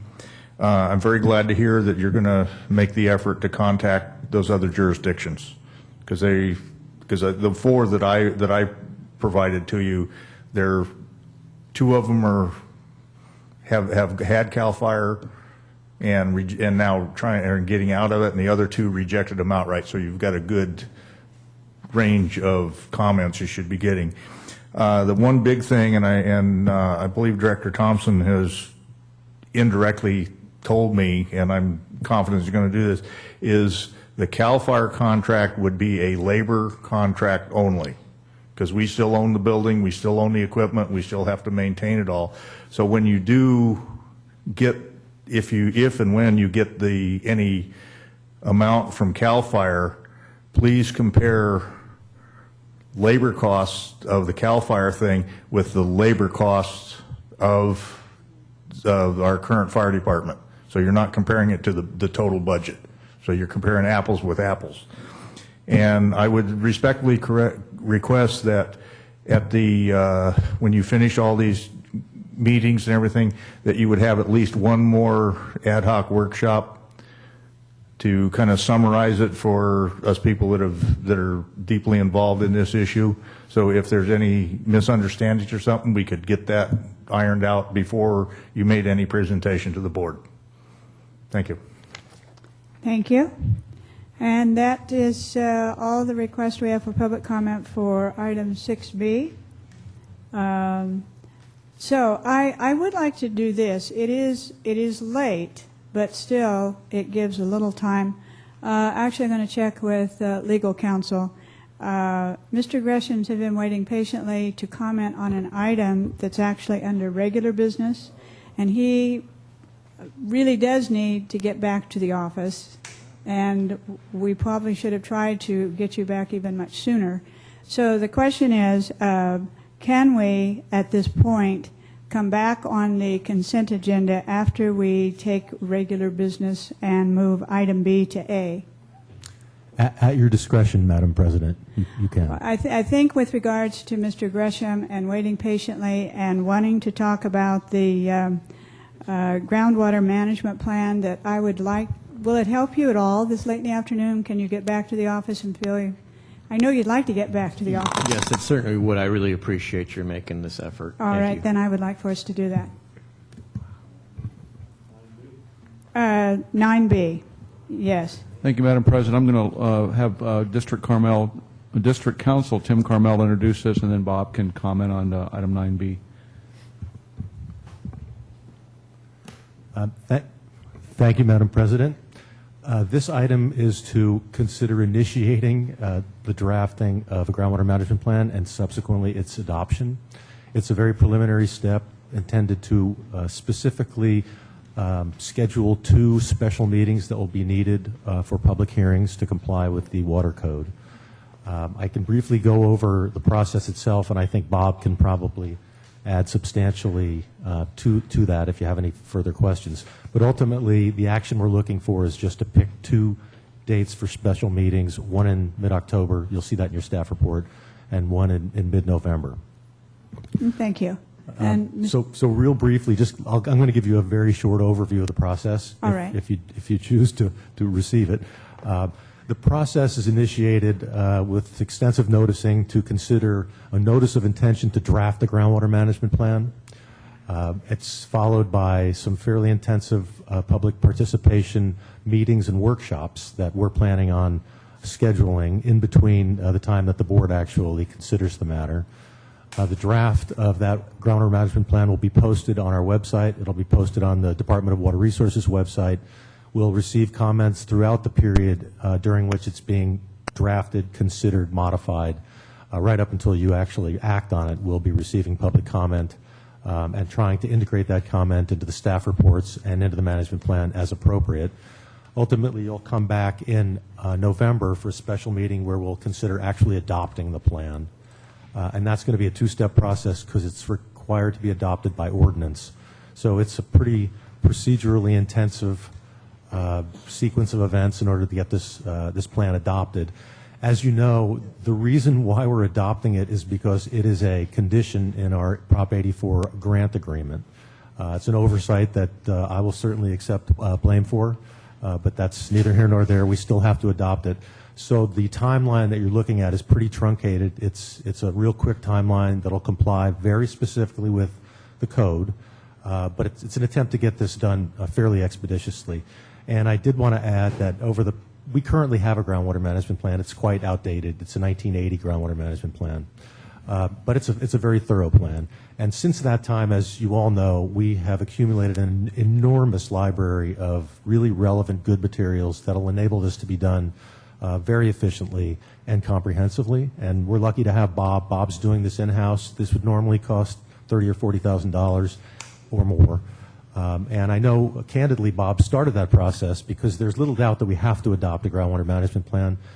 So we're sort of in process moving through the various components and trying to put them together. And Bob's just done a phenomenal job. I don't know how this man gets all of his work done, but I've watched, and he's really just to be congratulated. And that's the process. Bob can get into the nuts and bolts, and I'd be glad to answer any questions. Thank you. And I would certainly second what you just said. For sure, we do appreciate what you do. And I'm sorry this has come this late, but why don't you go ahead now and talk to us, Mr. Gresham? Sure. Well, thank you, Tim. I appreciate that. Really, Tim did a great job of just covering the basics on this, and I don't think I have that much to add other than I would just mention that there's two types of groundwater management plans you might be hearing about, and this one is commonly referred to as an AB 3030 plan. There was legislation in 1992 that established how you do groundwater management plans.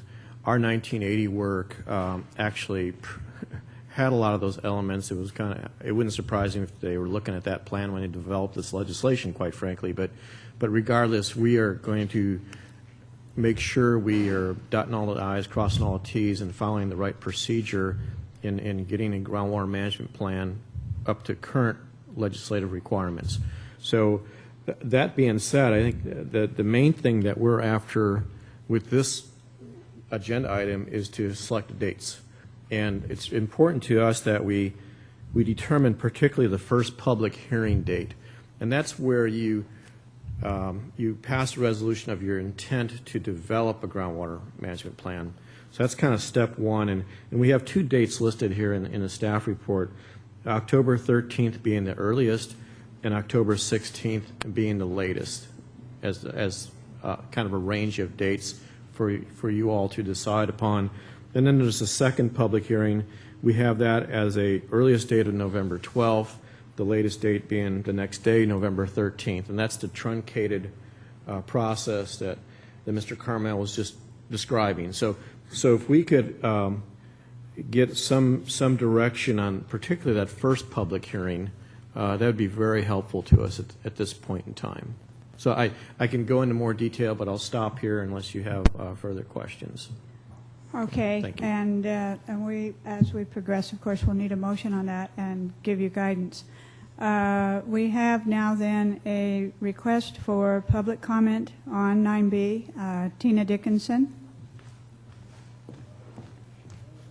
Thank you. I'll just make this really brief. In the groundwater management plan process, the guidance for adopting it, item number 4, I brought this up before, processing the landowner protests. Protests must be in written format with signatures and property descriptions under 10753.6 of the code.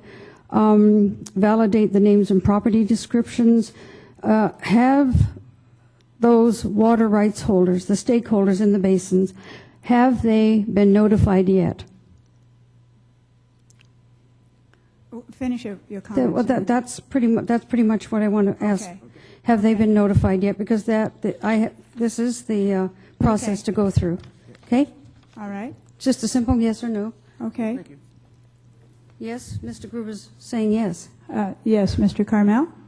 Again, the process hasn't been initiated yet. This is a very preliminary step. The next process will be to provide a duly noticed public hearing, at which time you'll consider a notice of intention to draft that plan. It's not until you actually pass that notice that the process begins. At the point in time that that's done, all appropriately individuals that are affected by this that statutorily require notice will be given notice. In fact, I believe we plan on going a little bit beyond that. But I should note that those that are affected in this case are only people that reside within the district. Thank you. Reside within the district? But this is our basin plan, our groundwater management. I thought you were finished with your public comment. Well, I thought I was too until that reside in the district. Okay, I'm going to I'll look into that. Thank you. Okay. Thank you for your response, Mr. Carmel. Okay, so that closes public comment on 9B, and so it's board discussion. Yeah. On the item? It's the dates somewhere between the 13th and the 16th, and I just have a personal preference for the 14th or the 15th. I have conflicts on the 13th and 16th. Hmm. And maybe I'll add one more thing. I had ex parte discussions with Mr. Gibson, or actually we ran into each other the other day, and he said that he offered any assistance you might want from his staff to help preliminarily review those things. So if, you know, he doesn't want to interfere, but what he has offered is that, you know, if you have some drafts you want to run by it and it's checked ahead of time, it might speed the process along. He knows that we're a very small, you know, we were saying we're a very small thing, and we have one guy. And if it costs us money, maybe it should cost us money. I actually think you know more information, you can get it done quicker and cheaper. But just the offer was there that if you want to run things by the county staff, they're welcome to. Or he offered, whether you can back it up, I don't know, but he offered to have us do it. Thank you. Absolutely. Okay, and I would comment on that too. You know, the county has been very forthcoming with this whole grant process and things that we have been working with them, and so certainly any help they can offer is going to move this along, hopefully as fast as it can. Madam President, we will take advantage of that, and I plan on incorporating them into the process and making sure they're partnering with us, because again, we have a great working relationship with the county staff on multiple levels, and we're going to continue to do that. So, yes, I think we're quite fortunate. Any other discussion on the item? No discussion. Are we ready for a motion? Can I discuss a little bit more? Yes. We definitely are going to, after we get information from Bartles and Wells, we would like to have a workshop with real numbers. People can actually look at numbers, and that conveniently fits in the same time frame. Perhaps we can have a board meeting that covers this administrative thing, yes, let's say between 4 and 5, and then we can have a workshop at 6, and you know, have everybody that's interested in both issues around. That was my thoughts too. I don't want to hit you guys with an extra board meeting, and that would be the only alternative regarding the rate study. So staff and I have been talking about this, and it's a very good point. If we can incorporate in that second agenda item into this meeting, if it's not a problem, or have it in conjunction afterward, we'd have to agendize it 2 separate ways. If you have 2 separate meetings, it has to be agendized 2 separate ways. The second one would be an ad hoc, not necessarily a full board, but for public input. You know, like where we wanted to have, you know, the pre-sell or the information to the public, and then at our regular board meeting, it's well scheduled that we can then accept. We'll make it happen. The second would be more like a workshop format. I was trying to coordinate the 2 things at the same time. We have a board meeting, and the board adjourns, and then the ad hoc would stick around. Yes, we for can public do that. Input for. I'll reach out. If you guys can determine a date on the first one for the October guidelines between the 13th and the 16th, I'll reach out to Alex and say, okay, are you available? Great, thanks. So we're still talking about the date, okay? Director Rice? I like that idea. The reason that I would argue against it has more to, because I would like to have more people there, frankly. But I don't know if we did it on the 16th, if that gives Alex enough time to put together the final presentation for the 22nd, which is the date that we're supposed to have the board looking at it for approval. Right, so I'm thinking more like Wednesday. It doesn't have to be the 16th. But it could be the 15th it's either the Wednesday. 13th or the 16th. No, You're no, not saying the 14th. it's between. No, it's any day in between. Could be 14th, 15th, or 16th. I see. 14th looks good I to me. misunderstood.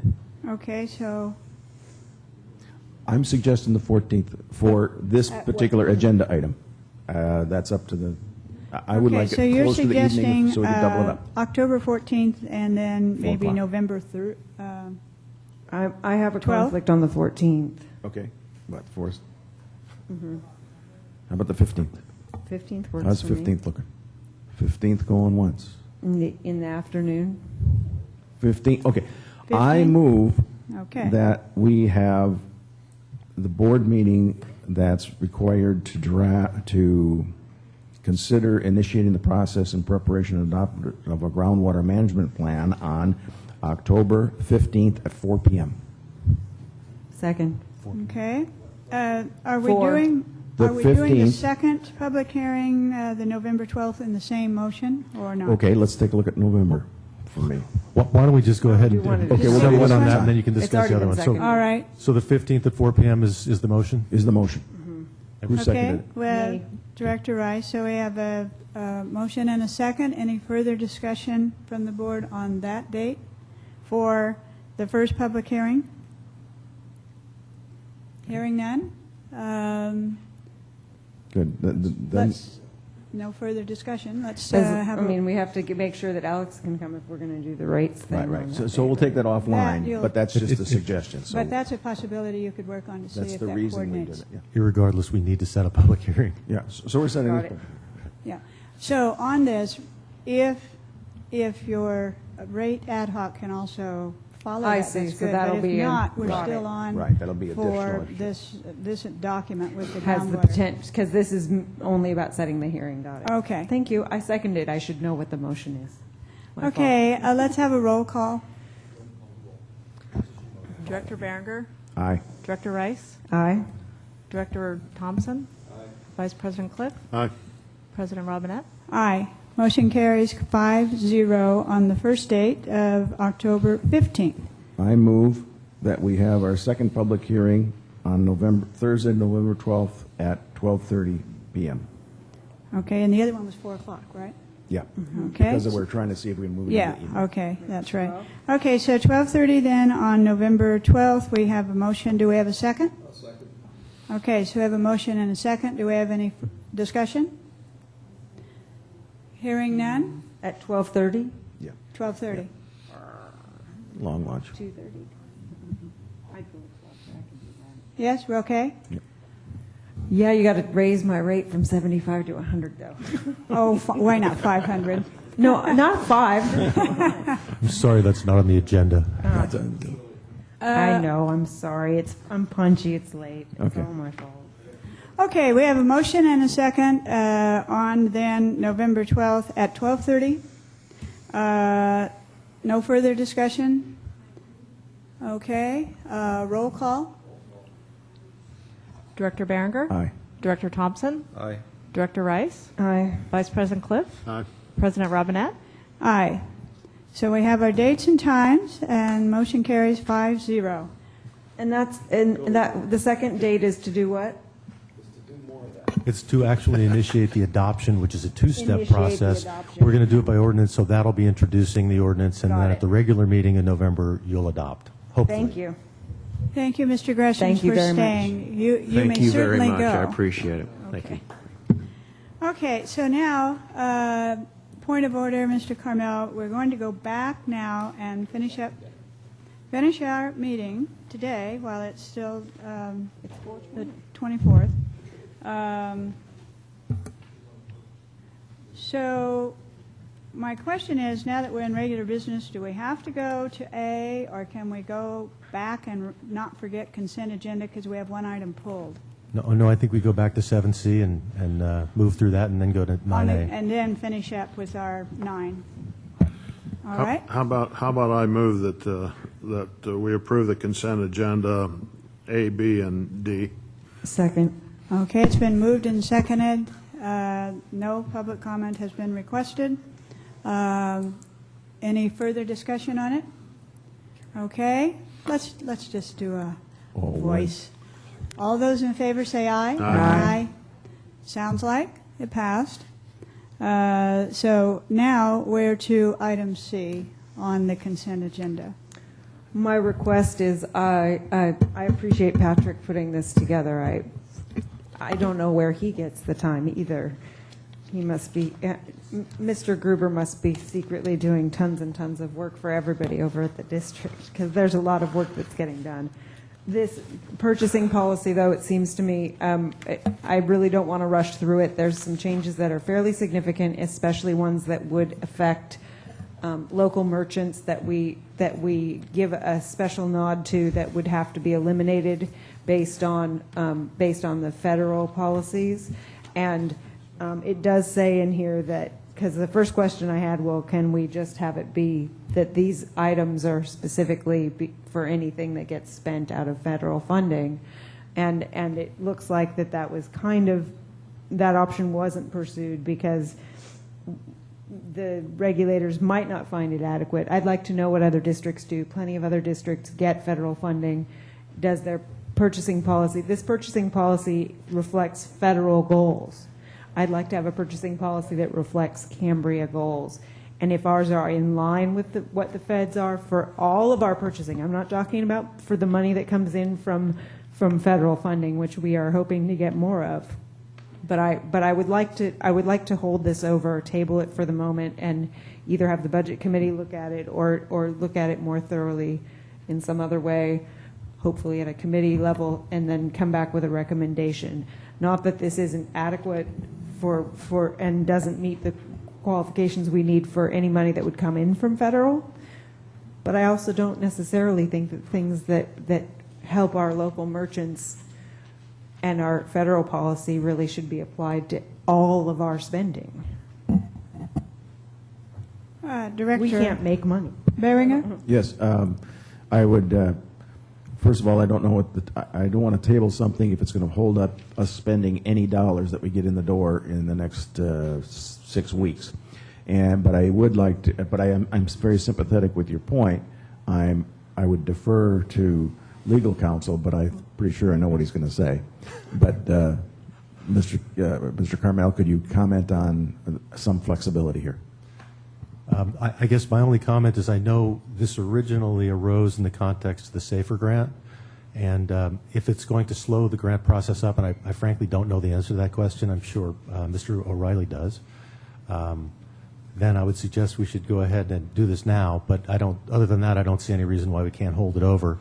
We'd also want to look at the issue as to whether they're required to be consistent throughout, regardless of whether federal funding is involved.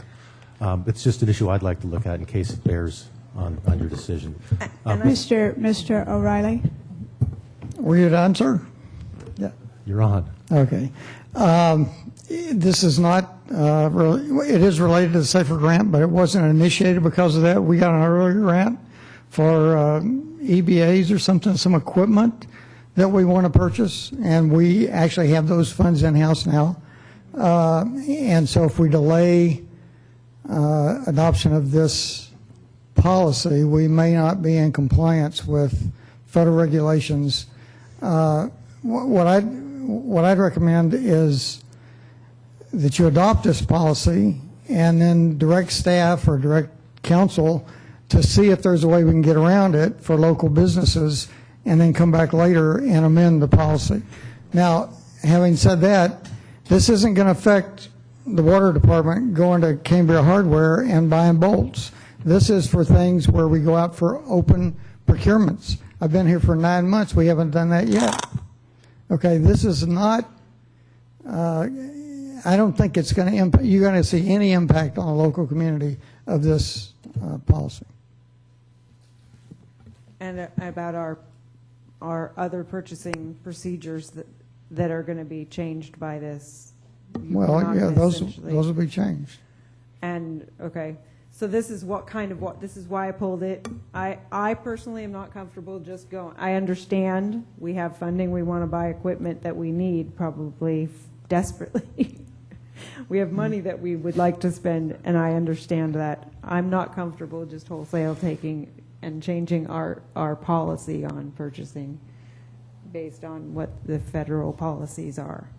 That's just my personal feeling on it. If I got a recommendation from a subcommittee, if I had a better idea of what it would mean impact-wise, I mean, that's why I pulled it. I'm not comfortable with it as it is right now. I don't feel like I've had enough information on it.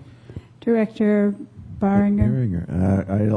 I move that we adopt the revised purchasing policy as it stands and refer the Budget Committee to review additional changes if necessary. And Director Thompson? Yes, I had the same concern that Director Rice had initially, but I think Mr. O'Reilly's explanation, fellow Irishman, was satisfactory in terms of this particular issue at this point. And I would second the motion that we approve the policy and then direct staff to look to see how we can maintain our local procurement if there needs to be such an action. All right, it's been moved and seconded that we approve this as submitted. Any further discussion? Director Rice?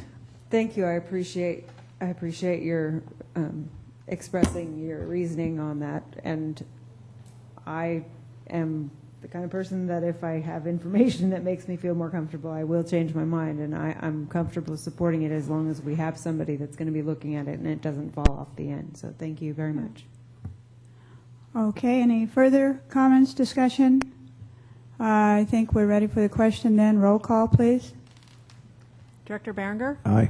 Director Thompson? Aye. Director Rice? Aye. Vice President Cliff? Aye. President Robinette? Aye. Motion carries, passes 5-0. Okay, thank you. Now we will return to item 9. Item 8, we had no hearings and appeals today, so we're on to item 9 to complete then A. And so who is introducing this? I'll just go ahead and introduce it, then I'll General turn it over to Manager District Gruber? Council. Yes, ma'am, President Robinette. This is a consideration to schedule a public hearing on October 22nd, 2015 to consider a proposed rate increase. Tim, anything else? Literally, this is just to schedule the public hearing. The protest hearing under Prop 218 for our regular meeting in October 22nd. It should be noted, and it's in your packet, that the notices actually were sent out in early September, I believe, in order to comply with the 45-day notice requirement under Prop 218. And I know that the notice itself requests a 10.37% increase, fairly significant increase. The various elements are identified in the notice itself. And again, this is simply to set that set the public hearing date itself. Of course, you have some leeway to discuss substantively some of the issues if there's a desire to do so. But that's pretty much it. I will note that the increases are dictated by the franchise agreement that we have, and that they're required to be consistent with what's known as the rate increase methodology adopted by the City of San Luis Obispo in 1994. They're very complicated.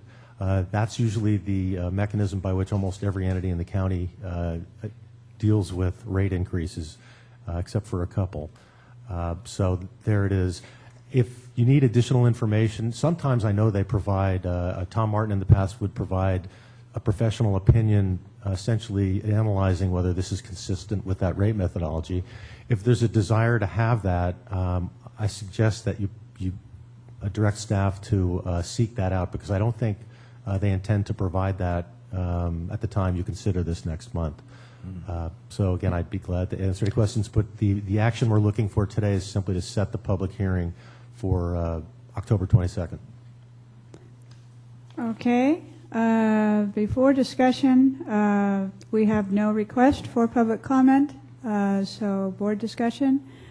Director Berenger? Yeah, I was surprised to get this notice in the mail, frankly, and in the past, Mr. Martin would come and he'd explain all the reasons why the fuel's going up, coming down, and everything else. And I was a little disappointed to see this in the mail. I know it's a procedural issue, but my constituents were concerned that they got in, and it says CSD right on the front, and I didn't even know about it. So other than my disappointment with that particular thing, I move that we, unless you want discussion, I move that we schedule a public hearing for October 22nd, 2015 to consider the proposed rate increase.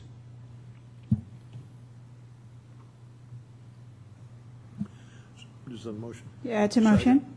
It's been moved and seconded that we approve this. And any further discussion? Director Rice? In the franchise agreement, which I don't have here, I have looked at that, the rate, what is it called? The rate? Rate setting process and methodology manual for integrated The rate setting methodology.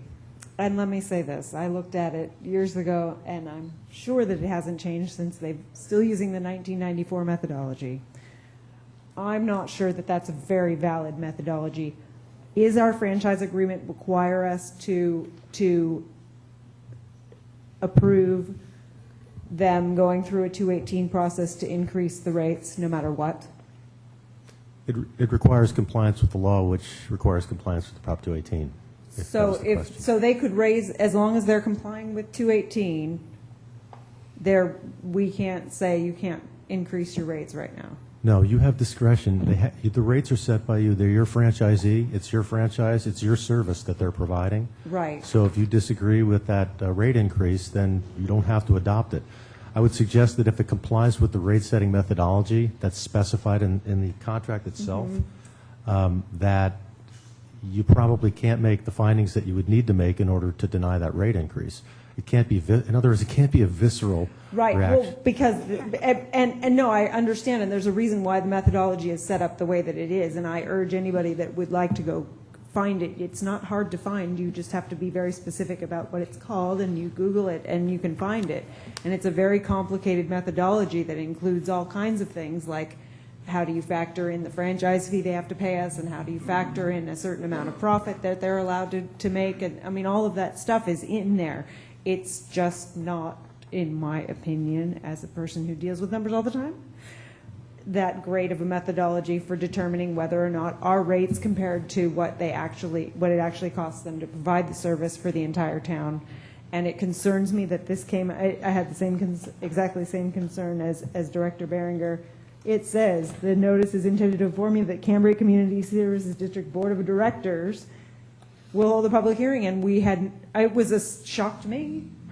And I don't like the fact that one of the problems that this town has and this board has in terms of trust, in my personal opinion, individual opinion, and I don't know how the other directors feel, but is when we go around procedures that are supposed to happen. It may be minor, and we set it for the date that it's on the thing that's already sent out that says it's from the board of directors approved to have a hearing already, even though we didn't already do that. It bothers me that we don't say, I'm sorry, you didn't go by the procedure, and I think that's where some of the trust ends up happening, the mistrust ends up happening, because we screwed up, let's just kind of, and then try and ignore it, and just without actually acknowledging that this isn't the way it's supposed to happen, and maybe it's the way it happens. I don't like it. If I can respond, you still have discretion to say that you're not satisfied with the process as it's taken place, and to say, no, we're not going to set it for that time, and to tell them to renotice the thing for a different date. Alternatively, you could probably set it for that date and continue that public hearing if you don't have sufficient information. I would note that there's been some significant staffing changes at the garbage company. You know, Tom Martin retired, and there's some transitions going on. And as you know, Tom Martin pretty much provided that service and was extremely competent at moving through the franchise requirements and 218 process. And I'm sure they're going through some bumps. It's no excuse, but I did want to mention that. But you have discretion to say no, start over again. And I'd also note that you have this discretion to look very closely at this rate increase. It contains some components that I've looked at. There's a reference to Prop 18 or AB 1826, which is an organics program that actually only applies. It doesn't kick in for a few years, and it only applies to commercial enterprises. I'm assuming that you'll get some material from the garbage company that explains with more specificity the basis for the rate increase. Based on what I'm hearing today, I know staff will ask for it, just so that we can anticipate that there'll be some questions. Well, I would urge voting no on setting the hearing, but I don't, whatever way the board goes, I will support. I think that having more information at the very least, but I think that if we want to build the trust of the community, we have to acknowledge that this isn't the way that this should have been done, and new personnel or not, when I make a mistake, I don't like to own up to it either. Nobody does, but let's do it right. Well, what happens if we let the new person there know that we are feeling a little bullied about here, and that we won't have it, and that we are not ready to make a decision because of the way we've been treated? So do they still come get our trash? The service will be continued regardless of how you act on this application. Okay, well, maybe we want to make that point. You know, Or I not. think it would be It's getting punitive. late. I think it would be financially punitive. I think they can get the message that we would like to be treated differently. And I do want to comment that my wife will say it, and I'll say it 10 times. I have never had a problem with. They are some of the most professional. They answer the phone. They do everything. I've worked with them on a commercial basis and a private basis. I needed a new trash can. I get it the very next day. They say, "Oh, we were not delivering that day." "Oh, well, we'll do it anyway." And they're just really, really good. And I'm sorry that Tom's retired because I'm sure the leadership is what it does. But I don't want to give a financial impact on them. We can get the message to them some other way. So I think it's moved and seconded, and I'm ready to support it. Yes, we've had discussion. Any further discussion? Well, you know, the only thing I'd like to say is that we've benefited a lot of things from the garbage company, too. Maybe This we can. community has. And we still pay for a lot of green waste Well, removal to somebody else. So, I know, but they've been good providers and good service people, and I don't think that. Okay, so there might have been a mistake or something, but you know, I don't know that you beat up. I think that really, because of course that was very tongue-in-cheek what I said, but that's not like me at all, as a matter of fact. But I can see the points made here, and it would seem that the proper thing for us to do is to pass this motion and invite the new general manager or whatever that person's title is at some time in the future to be able to just come and give the board just a little update and come to a board meeting so we can welcome him is really what we need to do. I think that's a good idea, but I think it'd be good to perhaps invite him for the 22nd so that they can speak to their rate and, you know, be here to face the public when they. Yeah, when on the protest. 22nd is a Yeah. great idea. So we would do that, but it would be as a And welcome. if they're not here, It's- then we might continue the matter. Yeah. Okay, so are we ready for the vote now? Okay, let's have a roll call. Director Berenger? Aye. Vice President Cliff? Aye. Director Thompson? Director Rice? No. President Robinette? Aye. Okay, motion passes 4-1, and we'll invite him to come and spend some time with us on the 22nd. And can we get the methodology numbers, please? If you don't mind, President Robinette, if we could direct staff to get that additional data please, prior to the meeting so that we can. How they came up with their 10-point whatever? Yeah, because they have to do this methodology thing that they have to plug the numbers into. That's how they get the outcome, is they have the numbers. So it should already be completed at the garbage company. Should be no work except calling them and asking them for it. We can certainly contact the company and see what Thank they you. have and ask them to provide as much information as possible. And if they don't, then they don't really have a rate study. I don't That think. supports this. Okay. All right. So that concludes our regular business, and we now need future agenda items discussion. Madam President? Go ahead. We have no public comment request on item 11, and so General Manager Gruber. Follow-up to Director Thompson's request last month is in October, we'll be bringing back an administrative policy relating to grants and how that process should work, so we don't have departments unilaterally or arbitrarily seeking grants. It has to be approved by the board, and a full disclosure of any financial impact. After talking with Chief Lewin, we really would like to bring alternatives back to you regarding the SAFER grant. In other words, the board agreed on a specific amount, not to take any money out of general funds. Those were the two conditions. And we would like to give you a cafeteria plan, if you would, of 3 options on what we can do with that money. So when I say I want to bring the SAFER grant back, it's, okay, we can get 3 firefighters at $10 an hour, we can get 1 at this, or we can get 2. And we want you to be involved in that process instead of unilaterally making that decision. But and then the other one is Director Berenger talked about earlier, we are running into some problems with availability of the Veterans Hall, and so maybe an administrative policy, she's saying if somebody could give us 30 days advance notice, if possible, that would really be helpful, and it helps staff because we get put in a really awkward position sometimes. So Yeah, I think that's a good those idea. are the three things that I have, Madam All President. right. That's going to be a busy meeting.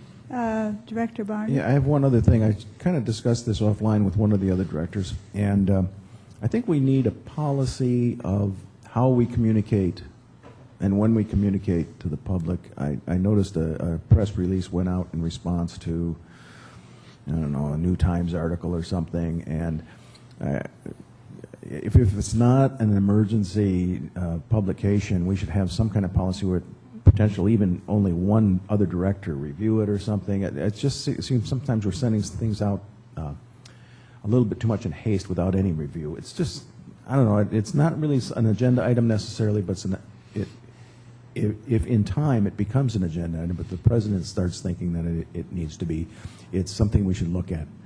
I move that we consider putting together a ad hoc committee with the specific purpose to look at correspondence policy related to public relations and website, general manager and website. Website postings and so on and so So forth. Should everything go up within 5 days? correspondence and public communication policy. Madam President, the only problem I see with that is when misinformation is printed that's detrimental to the district. Which we can argue after we decide whether we're going to have a committee. 'Cause Right, that's the yeah, motion. so if we bring this to committee, so if somebody says, I'll be careful, if somebody prints something that's absolutely inaccurate and our constituents are reading it, that was the only one time that we printed something that was inaccurate, and it was inaccurate from the standpoint of 19 million gallons versus 13 million. 13 million was produced, 6 million went to the mitigation water. But if you committee this thing, you know, and the media keeps writing inaccuracies about the district, then it's going to be more problematic. I'm talking about making a policy so you don't have to come to the board all the time, so that there is a policy in place when that situation comes up. The policy would include something. Or we could just have the president or vice president review a press release. That would be the easiest way and most because I made a motion that we add to the agenda an ad hoc committee to. We have a motion, we don't have a second. Correspondence policy. We don't have a second yet. I thought you No. seconded. We just have a motion. I hear no second. So we have no second. I would like to say, and I think on this really critical thing of timing and accuracy and fact and truth, we all do know that it's important to get rumor or misinformation that's really confusing to the public out and corrected as soon as possible. And I would say that but on the other hand, timeliness is your issue. And do we have maybe the president or maybe the vice president at least is aware and says yes. That and I so we support. could talk about that. We could talk about that. But for now, I think we could do that. Without a policy, we're just going to end up, that's what I'm saying. We should have a committee to look at that policy, then the policy will be in place. Do we have that discussion? Does the president have to review a press release before it goes out? That is a policy. Seems to me that would be a good discussion to be having. With presidents, probably myself and others, we're in the loop. I mean, it's not like out of the blue. At least if there was an error or something seemed really amiss, it would be that person's responsibility to point that out. Okay?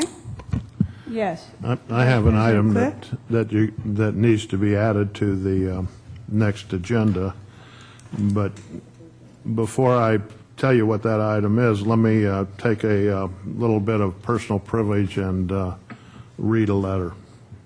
And the letter is to President Robinette and to the board of the Community Services District. Dear President Robinette and board, I have always believed to be an effective public servant, one must have a long-term commitment to the office one holds. I find for reasons of personal obligations and plans which will require a move from Cambria, I can no longer make that long-term commitment. I'm therefore resigning as a director of the Cambria Community Service District. My resignation will be effective October 1st, 2015. So you need to add to the agenda, you need to add to the agenda procedure for replacement of my position. It's just a matter of personal things that I have to do. Well, we certainly all understand when any one of us has those things that need to happen. I mean, it's a surprise, and it's. That's why I couldn't second your motion. I love you, Merle. Thank you. Well, this is a shock, and this isn't easy and won't be easy. But I think everyone here, for each and every one of us, at any time that's the need, we're 100% with you to do what you need to do. Well, that's not. Oh, yeah. It is. With regard to this, because I'm still kind of in shock. What you're saying, October 1st of this year?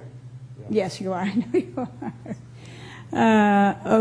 Okay, then. That gives you time to be thinking, and we have had these boards have had these circumstances where we will have people. That's, yes, I was going to say that is how you. That's how I got here. And so we do have, and Merle, so we have a process, so we know. And so I think what we'll do is I will ask for, I could have I would like to wonder if we can't have an ad hoc to simply pull that together. It's a very short-term thing. What I can do is provide you with a memo. There's state law that regulates how you replace a board member. Okay. I said there's state law that regulates how you replace a board member. Plus, I believe we have a couple of bylaw provisions that deal with it as well. Yeah, we have done this before, so I think what I'd suggest that we do is maybe I can provide you with a memo tomorrow or the next day, and based on that memo, you can either call a special meeting or we talk about how to move this. We could look at what we've done before, and if nobody has anything to add to it, that's the process that's in place. We'll follow it. Well, and there's requirements to post notices of vacancy and to do certain other acts that we'll have to initiate. Okay. But I'll get you something quickly so we can move through the process expeditiously. Yeah, we'll need And I'll that. coordinate that with you, President Robinette. Okay, thank you. We Okay. also will have to get a new vice president for at least the last part Yeah, of the year. so we'll have to move along. All right, we have then no more business on this today and the agenda, and so hearing nothing else? If I can add one thing, I wanted Yes. to acknowledge that today is Administrative Services Officer District Clerk Monique Madrid's birthday. We want to wish her happy birthday. Okay, And one, I did. three. Here we go. Are we ready? Yeah. 1, 2, 3. Happy birthday to you. Pick it up. Happy birthday to you. Happy birthday, dear Monique. Happy birthday to you. And cameras are rolling. Happy birthday. And the 30s are the most difficult decade. We all know that. It's a new decade? Whoa, decades are big. No. No. 30. Every birthday is simply an anniversary of your 29th. Yes. Okay, so having no further business, meeting is adjourned.